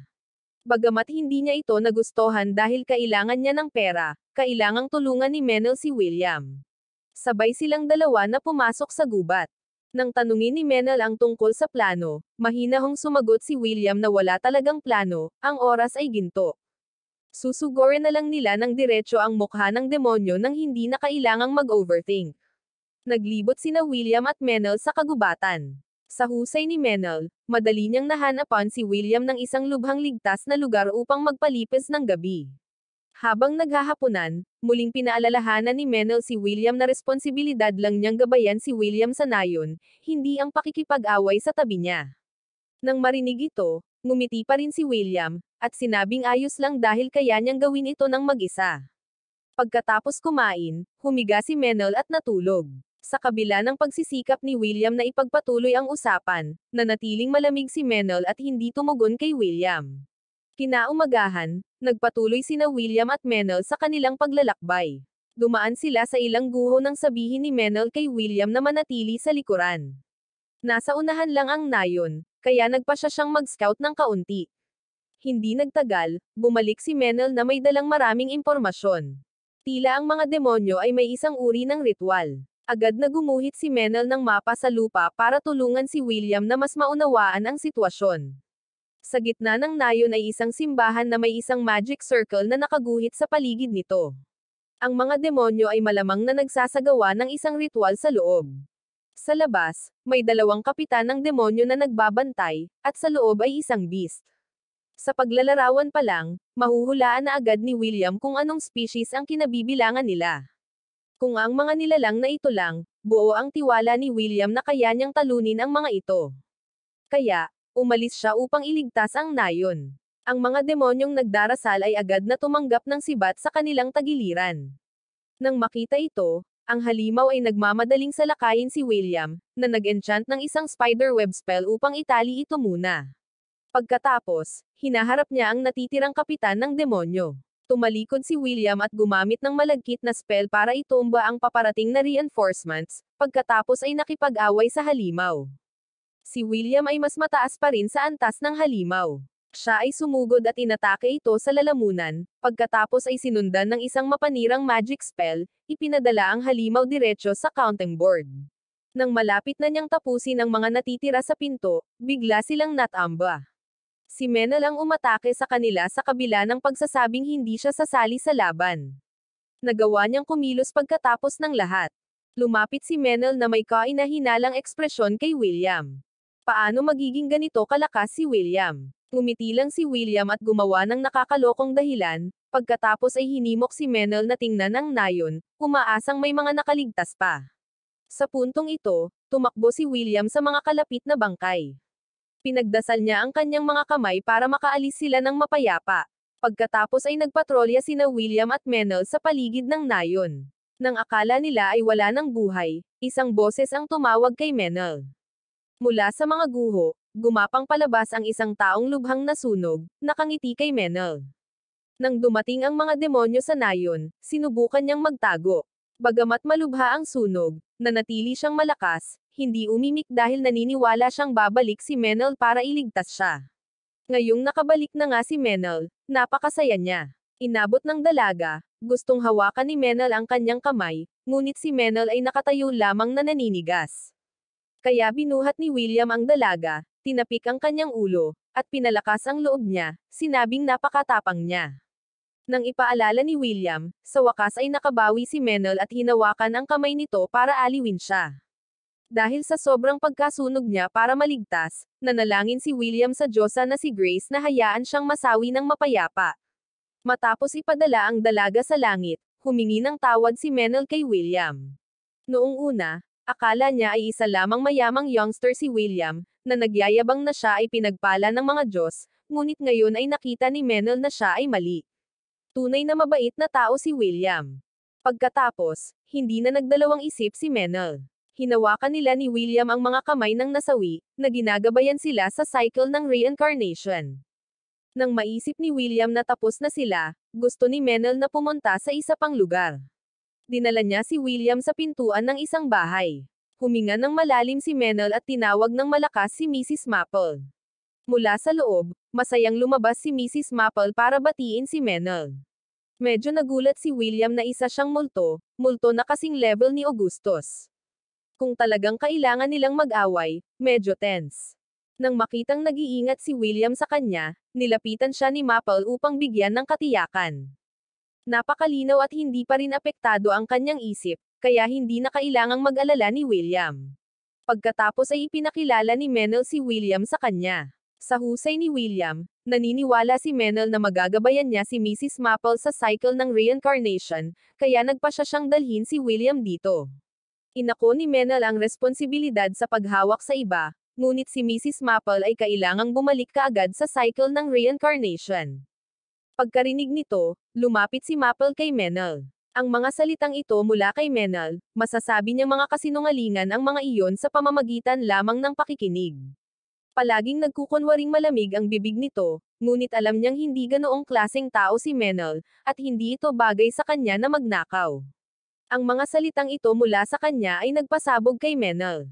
Siya ay nasawi na at ang nayon ay inatake ng masasamang demonyo, at hindi marami ang nakaligtas. Ano ang gusto niyang gawin niya ngayon? Umupo at magmakaawa sa mga Diyos. Hindi pa siya tinulungan ng mga Diyos noon. Galit na sinuntok ni Menel si Maple ng paulit-ulit, ngunit dahil multo ito, hindi siya nito nagawang tamaan. Pagkatapos ay bumagsak si Menel, walang magawa at umiiyak. Masyadong mahaba ang lifespan ng isang half-elf at matagal nang nagtiis si Menel sa paghihirap. Ngayon lang niya gustong sumama kay Mrs. Maple at sa puntong ito, Nakangiti pa rin si Mrs. Maple at pinalakas ang loob ni Menel. Alam niyang isa itong mabuting binata. Napakaraming bagay pa sa mundong ito na hindi pa alam ni Menel. Bagamat kinasusuklaman ni Menel ang mga Diyos, naniniwala siyang mahal pa rin siya ng mga ito. Kaya umaasa siyang susundan ni Menel ang liwanag sa dulo ng kalsada, at mahahanap niya ang kanyang dahilan para mabuhay. Sa mga salitang iyon, lumingon siya kay William, ipinakita sa kanya ang bundok sa likod ng nayon. Doon nakatira ang pinuno ng grupo ng demonyo. Tila may pinaplano sila, at naniniwala siyang alam ni na William at Menel ang gagawin. Ngayon ay naunawaan na ni William kung bakit nanatili pa rin si Mrs. Maple sa mundong ito. Nasa tabi niya ang Diyos, at oras na para umalis siya. Sa kanyang mga huling sandali, nakangiti pa rin si Mrs. Maple at hinihiling na mamuhay si Menel ng isang optimistiko at mapayapang buhay. Matapos ipagkatiwala ang binata kay William, sa wakas ay payapa na siyang umalis. Makalipas ang ilang araw, bumalik ang mga taga-nayon. Bagamat gulat na gulat, sinubukan pa rin nilang isantabi ang kanilang mga luha at tinulungan si William na magtayo ng mga libingan at magdaos ng mga serbisyo sa pag-alaala para sa mga yumao. Pagkatapos ng seremonya ay dumating ang isang maringal na piging. Mahigpit na nakipag-party hanggang gabi, pagkatapos ng kapistahan, nagpaikot-ikot siya sa paghahanap kay Menel. Umupo sa tabi niya, ikinwento ni Menel kay William ang kwento ni Mrs. Maple. Para kay Menel, siya ay isang kakaibang tao. Ipinanganak si Menel sa isang kagubatan sa hilagang kontinente ng damuhan. Nagtataka ang ina ni Menel at kusang loob niyang nilisan ang nayon, ibinalik ang isang lalaki na ama ni Menel, at ipinanganak ito. Dahil ang kalahating elf ay mas mabilis na nagmature kaysa sa mga pure elf, si Menel ay itinuturing na isang kahihiyan sa tribo. Hindi makayanan ang kahihiyan at paghamak na ito, nang siya ay sapat na, determinado siyang umalis sa nayon. Ang mundo ng mga tao ay hindi gaanong mas mahusay, ngunit hindi bababa sa pakikipagkita sa mga estranghero ay magiging mas komportable. Pagkatapos ay naging isang adventurer si Menel, naggalugad ng mga guho sa timog hanggang sa siya ay ipinagkanulo ng isang tao sa kanyang koponan. Sa panahon ng pamamahagi ng mga samsam, nilaso ng taong iyon ang pagkain ng lahat. Muntik na ring masawi si Menel, ngunit salamat sa kanyang dugong elven, maswerte siyang nakaligtas. Matapos harapin ang hamak na iyon, gumala-gala si Menel kung gaano katagal, pagkatapos ay bumagsak sa harap ng isang nayon. Noon nagpakita si Mrs. Maple at inalagaan siya. Sa mga oras na iyon, siya ay isang magandang binibini. Dahil sa tulong ni Mrs. Maple, nagkaroon ng matutuluyan si Menel. Dumaan ang mga araw ng mapayapa hanggang sa dumating ang mga demonyo upang sirain ang nayon. Ang pagsaksi sa eksenang ito, ang buhay na mas matagal kaysa sa iba ay nagparamdam kay Menel ng labis na pagod. Nang matapos siyang magkwento, gumaan ang pakiramdam ni Menel. Sa harap ni William, lumuhad siya, umaasang gagabayan siya ni William sa daang tatahakin, nangako sa Diyosa ng liwanag na gagamitin niya ang kanyang buong buhay para tabyusin ang kanyang mga pagkakamali. Ngumiti din si William na tinanggap ang hiling ni Menel. Siya ang magiging tagapamagitan na nag-uugnay kay Menel sa mga Diyos.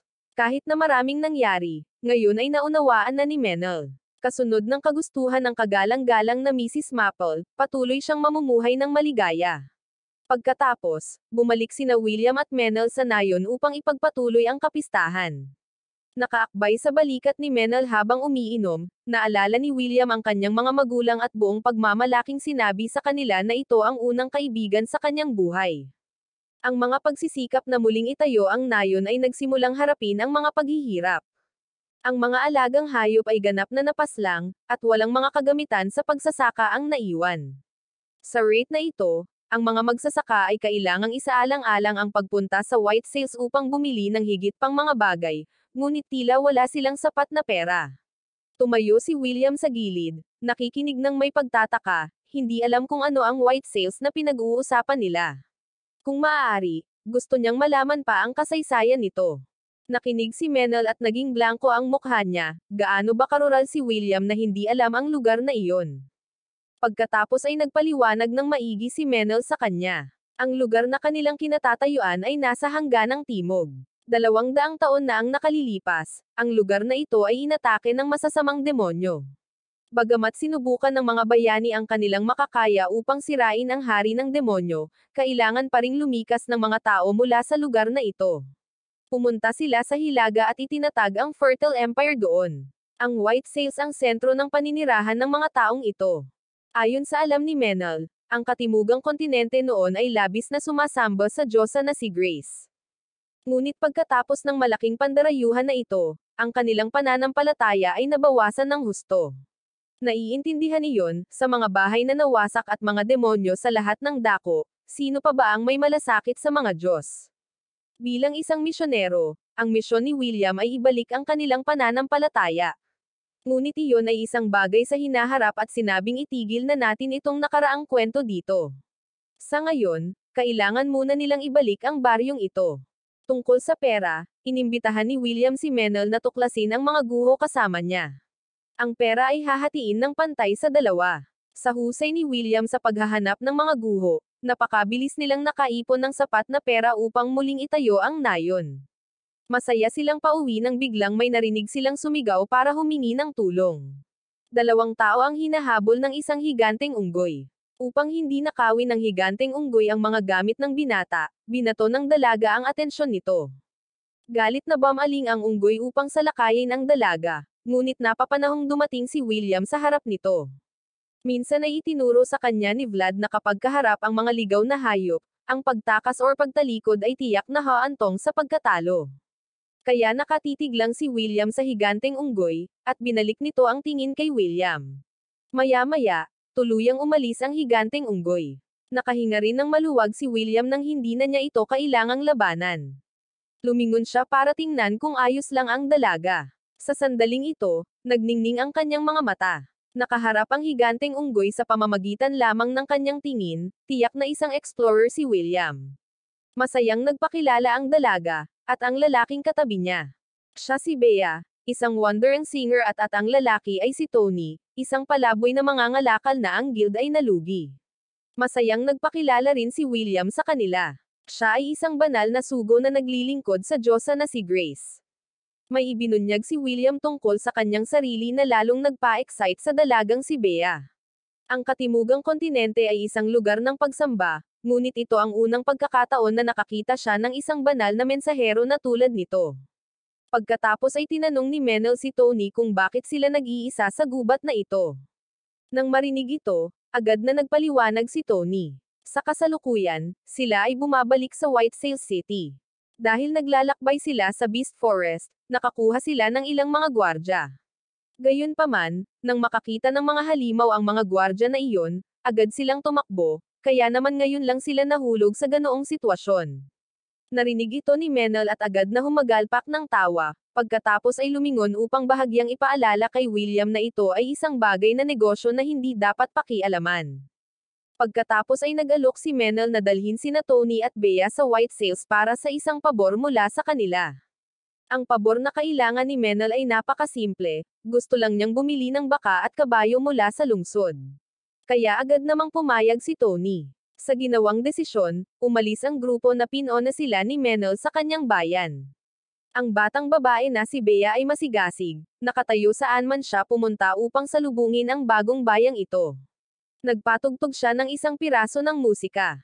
Habang tumutugtog siya ng biolin, sinamantala ni Tony ang pagkakataong makipagkalakalan. Sa pagtingin sa paraan ng pag-aalaga at pagpapayo niya sa mga customer, kinumpirma ni Menel na nagtrabaho talaga siya sa isang merchant guild noon. Sa puntong ito, biglang lumapit si Tony para harapin si William, tinanong kung magagamit niya ang kanyang basbas para magpagaling ng mga sugat. Magagawa ito ni William, kaya binigyan siya ni Tony ng proposal. Sa kanyang kakayahan sa pagpapagaling, pinagaling ni William ang peklat ng isang batang babae. Nang tanungin tungkol sa presyo, hindi tumanggap si William ng pera, na nangangatuwiran na ito ay isang pagpapala mula sa banal. Kung gusto nilang magpasalamat sa kanya, maaari silang bumili ng mga paninda para suportahan si Tony. Nang matapos sa nayong ito, nagpatuloy ang grupo sa iba pang mga nayon, pinagsama ang kakayahan ni Bea sa pag-awit, ang pagpapagaling ni William sa mga sakit, at ang pagpayag kay Tony na magbenta ng mga paninda. Sa ganitong paraan, hindi na kailangang mag-alala ang grupo tungkol sa mga gastos sa paglalakbay. Pagkatapos ng 10 araw na paglalakbay, nakarating sila sa isang bukid ng trigo. Madilim na, kaya nagpasya silang huminto dito. Dahil masayang-masaya si Bea, nagpasya siyang iregalo sa lahat ang isang kanta. Kamakailan, paulit-ulit niyang kinakanta ang parehong hit na kanta. Kaya't pagkatapos ng ilang sandali ay nagpasya siyang kantahin sa kanila ang awit ng bayani, ng banal na dalaga, at ng gumagala na pantas. Umupo si William at nakinig ng mabuti sa bawat salita. Hindi lang ito isang kanta, ito ay kasaysayan tungkol sa sikat na grupo ng pagsaliksik. Naganap ang kwento noong exploration team pa sila. Dumaan sila sa isang nayon na sinalanta ng isang dragon at para mapigilan ito, ang buong nayon ay kailangang magsakripisyo ng isang tao bawat panahon. Gustong tumulong ni Marie pero ayaw ni Vlad na gawin ito ng walang bayad, at wala man lang sinabi si Augustus. Nang gabing iyon, isang batang lalaki ang dumating upang hanapin ang grupo ni Vlad. Naglabas ang bata ng ilang pilak na barya at humingi ng tulong sa kanila. Tumingin si Vlad sa determinadong mga mata ng bata at tumawa. Ang batang ito ay parang isang mandirigma na handang itapon ang kanyang paggalang sa sarili upang iligtas ang iba. Kung iyon ang kaso, nagpasya si Vlad na tumulong. Ang labanan ay naganap sa pagtali ni Marie sa kanyang sarili sa isang krus upang akitin ang dragon. Habang sumusugod ito sa kanya, sinaktan ito ni Augustus ng isang binding magic spell. Pinalaya din ni Marie ang sarili at nakipagsanib puwersa kay Augustus. Hinihintay lang ang sandaling ito, sumugod si Vlad at pinutol ang lalamunan ng dragon. Pagkatapos ng labanan, ibinalik ni Marie ang pera sa dalawang bata upang hindi sila makonsensya. Gumawa ng dahilan si Augustus na isa itong loan, isang high-interest loan, para magkaroon sila ng bagong buhay, mas maganda at mas umunlad. At nang magkaroon ng pangalan ang dalawang bata, nangako si Augustus na hahanapin sila para maningil ng utang na ito. Dito natapos ang kanta, at may mga side notes si Bea na sasabihin sa grupo ni William. Kalaunan ay nakilala ang batang iyon bilang Count Dagger ng Fertile Kingdom, at ang babaeng elf ay asawa ng batang lalaki. Bagamat matagal nang nasawi ang Count Dagger, dahil sa pangangatawan ng elf, buhay pa rin ang kanyang asawa, naghihintay pa rin sa araw na hahanapin sila ng pantas, upang bayaran ang utang ng pasasalamat sa nakaraan. At iyon ang buong kwento ng kabayanihang awit tungkol sa tatlong bayani ng nakaraan.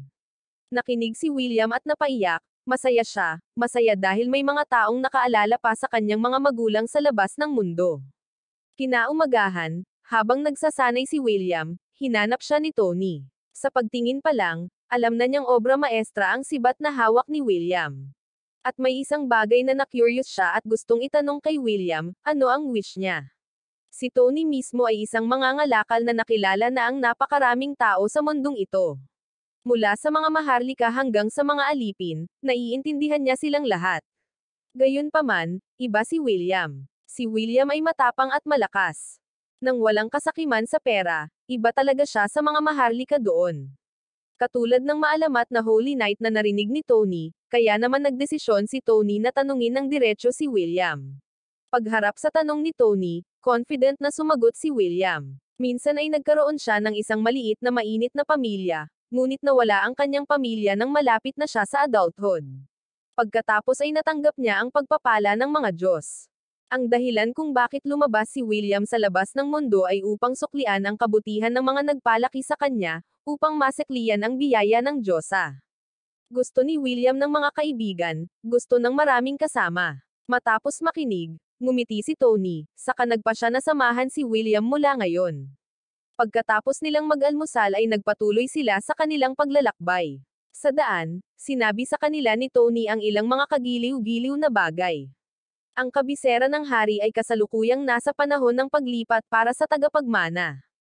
Ngunit dahil ang kasalukuyang kahalili, si Prinsipe Oguan, ay hindi masyadong kamangha-mangha, ang mga basalyo ay tumutol at nagsimulang lumipat sa timog.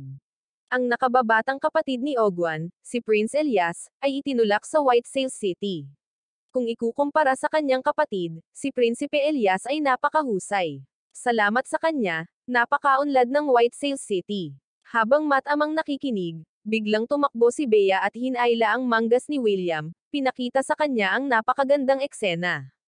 Ang view ng White Sails City na umuunlad mula sa itaas, isang eksena kung saan ang tatlong tao, sina Vlad, Marie, at Augustus, ay nakipaglaban para makamit ang isang panahon tulad ngayon. Sabay-sabay na pumasok ang grupo sa White Sail City.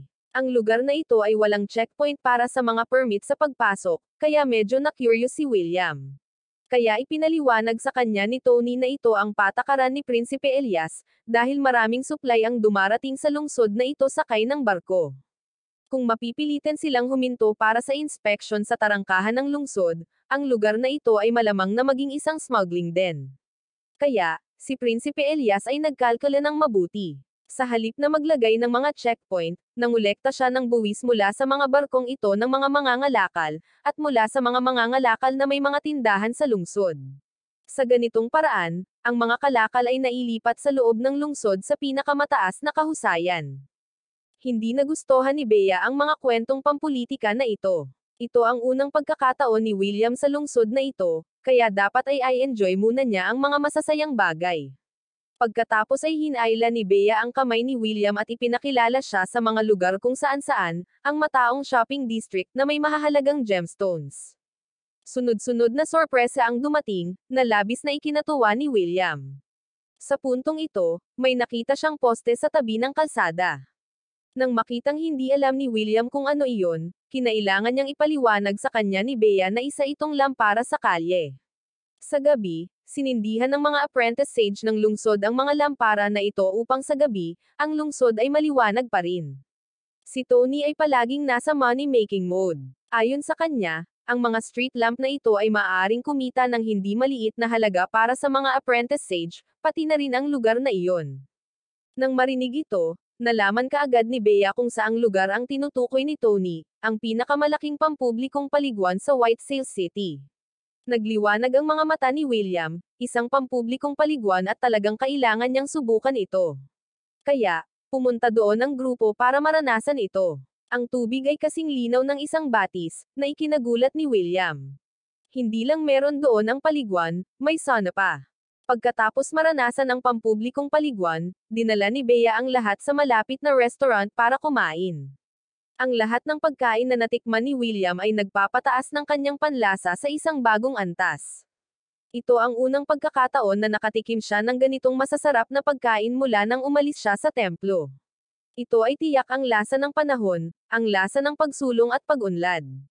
Pagkatapos kumain, kinailangan ni William na pumunta sa simbahan para batiin muna sila. Naghintay ang tatlo, Bea, Tony, Menel, sa labas habang papasok siya. Pumasok si William sa lugar na ito na parang tourist spot. Lahat ay maganda tulad ng isang painting at maluwag din.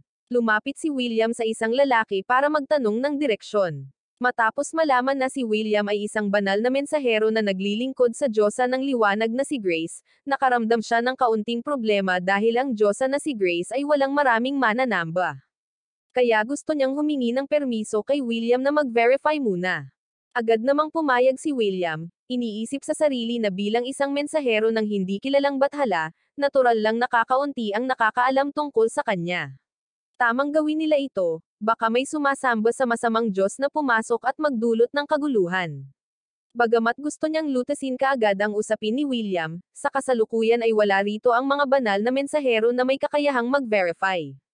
Kaya malamang na maghintay si William ng ilang sandali. Maya-maya lang ay lumapit ang isang medyo may edad na at pinagalitan ang guide. Agad namang nagpakilala si William sa kanya. Siya si Bangi, ang tagapag-alaga ng simbahang ito. Tulad ng nais ni William na gamitin ang kanyang basbas upang patunayan na siya ay isang banal na mensahero ng Diyosa ng liwanag na si Grace, ang lalaki ay nainas at pinagalitan si William. Palaging ginagamit ng mga banal na mensahero ang mga pagpapala para patunayan ang kanilang sarili, ngunit hindi nila naiintindihan ang kahulugan ng pagiging isang banal na mensahero. Tahimik na nakinig si William. Sa katunayan, bilang tagapag-alaga ng simbahan, ang bawat salita niya ay ganap na katulad ng ipinaalala sa kanya ni Augustus. Upang patunayan ang pagkakakilanlan ni William, binigyan siya ni Bangi ng isang katanungan upang sagutin. Ano ang misyon ng isang banal na sugo? At ano ang higit na pinahahalagahan ni William tungkol sa Diyosa ng liwanag? Napakahusay na sinagot ni William ang tanong na ito, na naging dahilan para hindi na gaanong maghinala si Bangi sa kanya. Kaya matagumpay na nakuha ni William ang kanyang pahintulot na bisitahin ang templo. Pagkatapos ng paglilibot, bumalik si William sa silid at curious na tinanong ang lahat tungkol sa mataas na pari na ito. Ayon sa pagkakaalam ni Tony, sikat siya sa pagiging medyo masungit at may koneksyon pa sa underground na mga merchant guild sa lungsod. Pero ganun pa man, pinayuhan ni Tony si William na huwag siyang pakialaman. Dapat nilang isipin ang susunod na destinasyon sa pamamasyal. Maya-maya lang, may tuloy-tuloy na tumunog ang bell kaya agad itong nakilala ni Bea bilang alarm bell. Mula sa labas ng bintana, naghiyawan ang mga mamamayan dahil sa hitsura ng isang dragon na nananalasa sa lungsod. Saan man ito lumipad, gumuho ang mga bahay sa lungsod. Dirdiretsong tumakbo si William sa tuktok ng templo upang tingnan ang lungsod. Ito ay wasak at usok pagkatapos ng ginawa ng dragon, at patuloy pa rin itong dumarami ang mga nasawi. Hindi ito matanggap ni William. Ang lungsod na isinakripisyo ng kanyang mga magulang para protektahan ay hindi masisira ng ganito. Gumamit agad ng kidlat si William para atakihin ito. Kung sumablay siya, patuloy ang pag-atake niya hanggang sa matamaan niya ito. Sa puntong ito, nagpakita si Menel at pinagalitan si William ng paulit-ulit. Dragon ang kalaban, kaya hindi pwedeng maging pabaya si William. Natahimik na ngayon si William at pinakiusapan si Menel na tulungan siya. Bumaba siya para hilingin kina Bea at Tony na ilikas ang mga tao sa simbahan, pagkatapos ay nagsimulang mag-enchant ng spell kasama si Menel. Isang sapot ng gagamba na puno ng kidlat ang nilikha ni William. Pagkatapos, sa tulong ng espiritu ng hangin, lumipad ito upang saluhin ang dragon. Hindi man ito makatagal, sapat na iyon para maakit ang atensyon ng dragon. Dahil sa galit ay tumakbo ito patungo sa kinaroroonan ni William. Agad na ikinapit ni William ang kanyang mga kamay sa panalangin, na lumikha ng isang protection na layer sa paligid ng simbahan. Ang napakalakas na impact ng dragon ay agad na nabasag ang protective layer. Ito rin ang nangyari nang si Menel ang gumawa ng spell, na lumikha ng malakas na hangin na nagpatangay sa dragon. Sumuray-suray ito at dumiretso sa looban sa harap ng simbahan. Dumating na ang pagkakataon at nagdagdag si William ng isang binding magic spell, pagkatapos ay gumamit ng acceleration upang sumugod ng napakabilis upang itusok ang sibat sa katawan nito. Hindi pa rin ito sapat at hindi agad mapaslang ng tusok ang dragon. Sa katunayan, humihinga ito ng apoy sa lugar na ito. Maraming tao sa paligid at natarante si William, hindi alam ang gagawin ngayon. Sa sandaling ito, naalala ni William ang itinuro sa kanya ni Vlad. Sumugod siya, yumakap sa leeg ng dragon at pinisil ng mahigpit. Kung hindi mo alam kung ano ang gagawin, gamitin ang iyong mga kalamnan. Gamit ang kanyang mga kalamnan, pinisil ito ni William hanggang sa tumigil sa paghinga ang dragon bago bumitaw. Habang nahulog ang dragon, tumakbo si Tony, hawak ang kamay ni William, nagpasalamat sa pagpapalayas nito sa dragon para tulungan ang mga mamamayan. Kasunod noon ay ang victory music ni Bea at ang palakpakan ng pasasalamat mula sa mga tao sa paligid. Pagkatapos, tinulungan ni William at Menel ang mga taong ito na muling itayo ang lungsod hanggang hapon, nang tumakbo ang isang pastor upang hanapin siya, na ipinarating na inimbitahan ng City Lord, si Prinsipe Elias, si William sa kanyang mansyon. Personal na tinawagan ni Prinsipe Elias si William dito upang pasalamatan siya sa kanyang pagkatalo sa dragon at pagligtas sa lungsod. Bilang tagapangasiwa, gusto niyang pasalamatan si William, pagkatapos ay tinanong si William kung mayroon siyang anumang nais. Tungkol sa mga kagustuhan, sinabi sa kanya ni William ang tungkol sa Beast Forest kung saan ang mga nayon ay inatake ng mga halimaw at hiniling kay Prinsipe Elias na magpadala ng mga tropa upang tumulong. Narinig ng prinsipe at agad na tumanggi. Hindi ito magagawa dahil ang mga halimaw sa gubat na iyon ay may lason na tinatawag na miasma. Ang mga normal na tao ay mababaliw sa pamamagitan lamang ng paglanghap nito. Kaya ang pag-atake sa Beast Forest ay masyadong mapanganib. Matapos marinig ito, lumipat si William sa ibang hiling. Kung hindi makakatulong ang prinsipe sa bagay na ito, gusto ni William na gamitin ang sarili niyang pera para magtatag ng grupo ng mga mersenaryo. Siya mismo ang pupunta upang sakupin ang kagubatan na iyon. Malaki ang tiwala ni William sa kanyang kakayahan at hindi na niya kayang balewalain ang mga naghihirap na nilalang sa lugar na iyon. Nang marinig ang mga salitang ito, nanliit ang mga mata ni Prinsipe Elias. Si William ay isang pambihirang tao, ngunit marahil ay kailangan niya itong tapusin dito. Naunawaan ng lubos ni William ang gustong sabihin ni Prinsipe Elias. Ang isang bayani na walang malinaw na pinanggalingan, na gustong magtipon ng hukbo upang salakayin ang mga halimaw sa isang lugar sa labas ng kontrol ng City Lord, ay tiyak na magiging banta sa prinsipe. Kung titignan ang ekspresyon ng prinsipe, tila hindi siya nagbibiro, naghihintay lang sa susunod na aksyon ni William. Nilingga ni William ang dalawang kawal sa tabi ni Elias. Kayang-kaya niyang harapin silang dalawa, ngunit ang paggawa nito ay labag sa kalooban ng mga Diyos. Kailangan niyang mag-isip ng mabuti para makaisip ng paraan para makatakas sa sitwasyong ito, para makahanap ng dahilan para magbago ang isip ng prinsipe. Pagkatapos ay sinimulan ni William ang kanyang talumpati. Siya ay isang banal na mensahero ng Diyosa ng liwanag na si Grace na magdadala ng liwanag sa pinakamadilim na lugar. Bilang isang banal na mensahero, syempre, kailangan niyang maging isang pioneer ng higit sa sinuman. Ipinatong ni William ang kanyang kamay sa kanyang katawan, at may kumpiyansa na sinabi sa prinsipe na kailangan niyang magdala ng liwanag sa mga nilalang na umiiyak sa kadiliman, dapat siyang magturo sa kanila ng daan. Pagkatapos ay tumayo si William at lumuhad sa harap ng prinsipe, humihingi ng kanyang pahintulot na isagawa ang plano. Matapos makinig, pinaalalahanan ng prinsipe si William na ang landas na pinili niya ay napakadelikado. At kahit na pinayagan niya si William na magpatuloy, walang garantiya na sino man ang susunod kay William sa isang mapanganib na lugar. Nakatingin pa rin si William sa prinsipe ng may determinadong mga mata. Sa kabila ng mga paghihirap at panganib, tiyak na sisipain niya ang mga ito na maglalakas loob na dumihan ang mundong ito. Agad namang humagalpak ng tawa ang prinsipe at ngayon ay nakumpirma na niya na si William ay isang mataas na antas ng banal na mensahero at mayroon ding isang kawili-wiling kasama. Nang makitang hindi masyadong naintindihan ni William ang sinabi niya, nagpaliwanag pa ang prinsipe tungkol kay Menel. Ngayon lang, nang banggitin niya ang pagpaslang kay William, tinitigan siya ni Menel ng buong handgereng pumaslang. Sa sandaling ito, may malakas na boses sa labas ng pinto. Pumasok lang si Bishop Banggi sa silid, sinisisi ang prinsipe. Maliwanag, si William ay nakarehistro na sa kanyang templo, ngunit tinawag ng prinsipe si William dito nang hindi dumaan sa kanyang templo. Ito ay hindi paggalang sa templo sa lahat. Nang marinig ito, napangiti pa rin si Prinsipe Elias, na nagsabing isang bagay lang ang pagtawag niya, ngunit na kay William kung sasama or hindi. Bukod dito, ang mga tao sa templo ay lubos na sumusuporta sa pagdating ni William dito. Ang pahayag na ito ay labis na ikinagalit ni Bishop Banggi, nangako na mamaya ay babalik siya at pagagalitan ang mga taong ito. Tama na ang panunukso at pinigilan ni Prinsipe Elias ang obispo, pagkatapos ay sinabi sa kanya ang tungkol sa kwento ni William ngayon lang. Kasinungalingan kung hindi sinadya ni Elias na tapusin si William kanina. Ngunit matapos siyang makitang tiwala at prangka, nagkaroon din ng ideya ang prinsipe para kay William. Nagpasya siyang ipagkakaloob sa kanya ang titulo ng kabalyero, at ang simbahan ng obispo ang bahala sa pagpapala kay William. Mula ngayon, si William ay nasa ilalim ng pangangasiwa ng prinsipe at ng simbahan. Nang marinig ito ng obispo, nagmamadaling pinigilan ang prinsipe dahil ito ay masyadong biglaan. Hindi agad siya pumayag at gusto niyang hilingin sa prinsipe na mag-isip pa.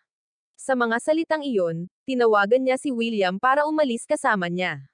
Sa daan, galit na galit si Banggi dahil kumilos si William ayon sa sarili niyang kagustuhan.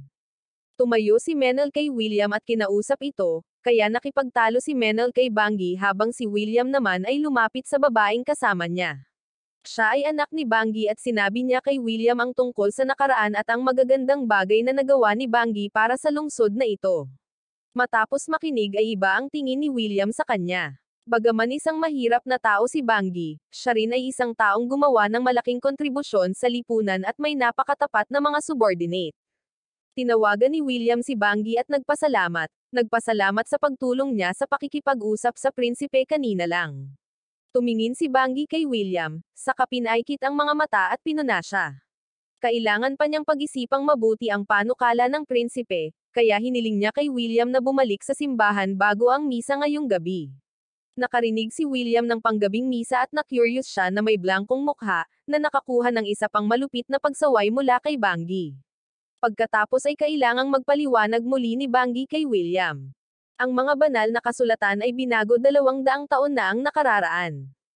Kung ginamit ni William ang mga luma, tiyak na natuto siya sa ilang mahabang buhay na pari. Hiniling niya sa kanyang anak na ipahiram kay William ang aklat para makapag-aral pa siya sa bahay. Nang hapong iyon, pumunta si William sa simbahan para hintayin ang arsobispo. Sa pagtingin sa kanyang poster sa pagdarasal, kinumpirma ni William na siya ay isang makaranasang tao. Maliban sa kanyang ina na si Marie, walang sino man ang makakapagdasal ng tumpak na gaya niya. Kaya naman curious na tinanong ni William si Bangi kung bakit hindi siya nagdasal ng blessing sa harap ng iba. Sa pagharap sa tanong na ito, medyo na si Bangi at tinanong si William pabalik.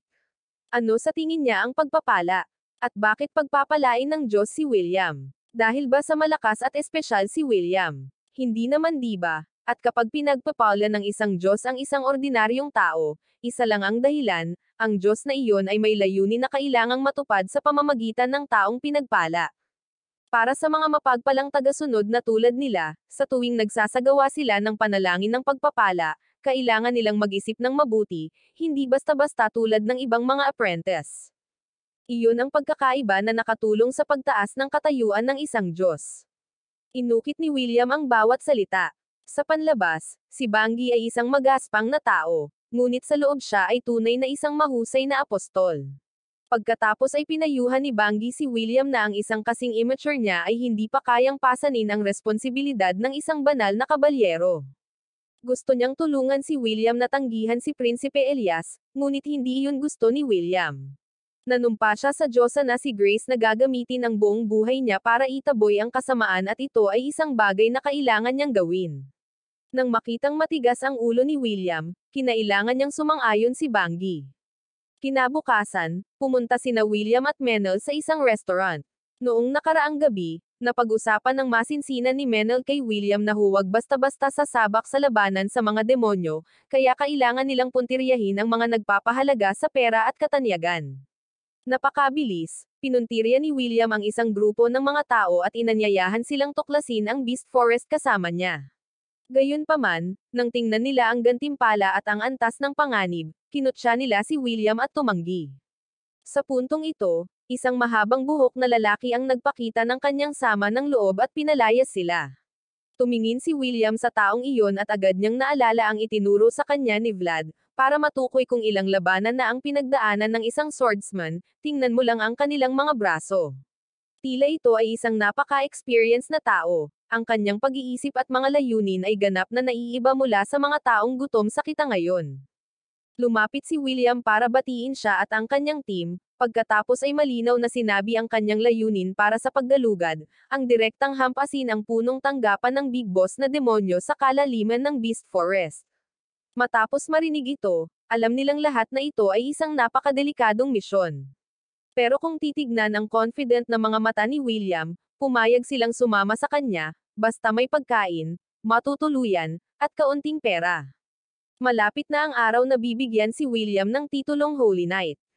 Kailangan niyang matuto ng higit na kagandahang asal. Nagkukwenta si Tony para maghanap ng mga kabayong tutulong sa grupo ni William na mag-explore. Medyo malaki ang bilang kaya hindi alam ni Tony kung paano ito lulutasin. Sa puntong ito, lumapit si William at sinabihan siyang bumili na lang ng mga may sakit at pagagalingan niya silang lahat. Sa sandaling marinig niya na makikipagtulungan si William kay Rusty para sa paggalugad, naging excited si Bea at gustong tulungan si William na mang-alap ng higit pang impormasyon. Ito pala ay kilala niya na noon si Rusty, siya ay isang medyo sikat na bayani sa lungsod na ito. Mga misyon na walang gustong tanggapin, palaging kinukuha ni Rusty ang lahat. Ngunit bilang kapalit, hindi gusto ni Rusty ang anumang katanyagan. Dahil doon ay labis na na-curious si Bea, ngunit kahit ilang beses niyang sinubukang magtanong, palaging ayaw sumagot ni Rusty. Sa wakas, dumating ang araw ng pagkakaloob ng titulo. Personal na dumalo sa seremonyang ito para kay William ang Deputy Bishop ng simbahan at si Prince Elias. Kaya simula ngayon, itinuring na si William na isang Holy Knight. Nang gabing iyon, habang nakaupo si Menel sa isang sulok at umiinom ng alak, pinasalamatan ni William ang representante na obispo sa pagtulong sa kanya sa seremonya. Bagamat nang hinayang siya na wala si Bangi sa sandaling iyon, isang sabik na binata ang tumakbo at hinayla ang kamay ni William. May arm wrestling match sa kabila at gusto nilang makasama si William sa saya at inimbitahan din sina Menel, Bea, at Tony. Sa pagtingin sa tagpong ito, tuwang-tuwa si William. Ngayon ay maaari na niyang ipalaganap ang ideolohiya at misyon na ipinagkatiwala ng Diyosa na si Grace sa mga mamamayan ng lungsod na ito.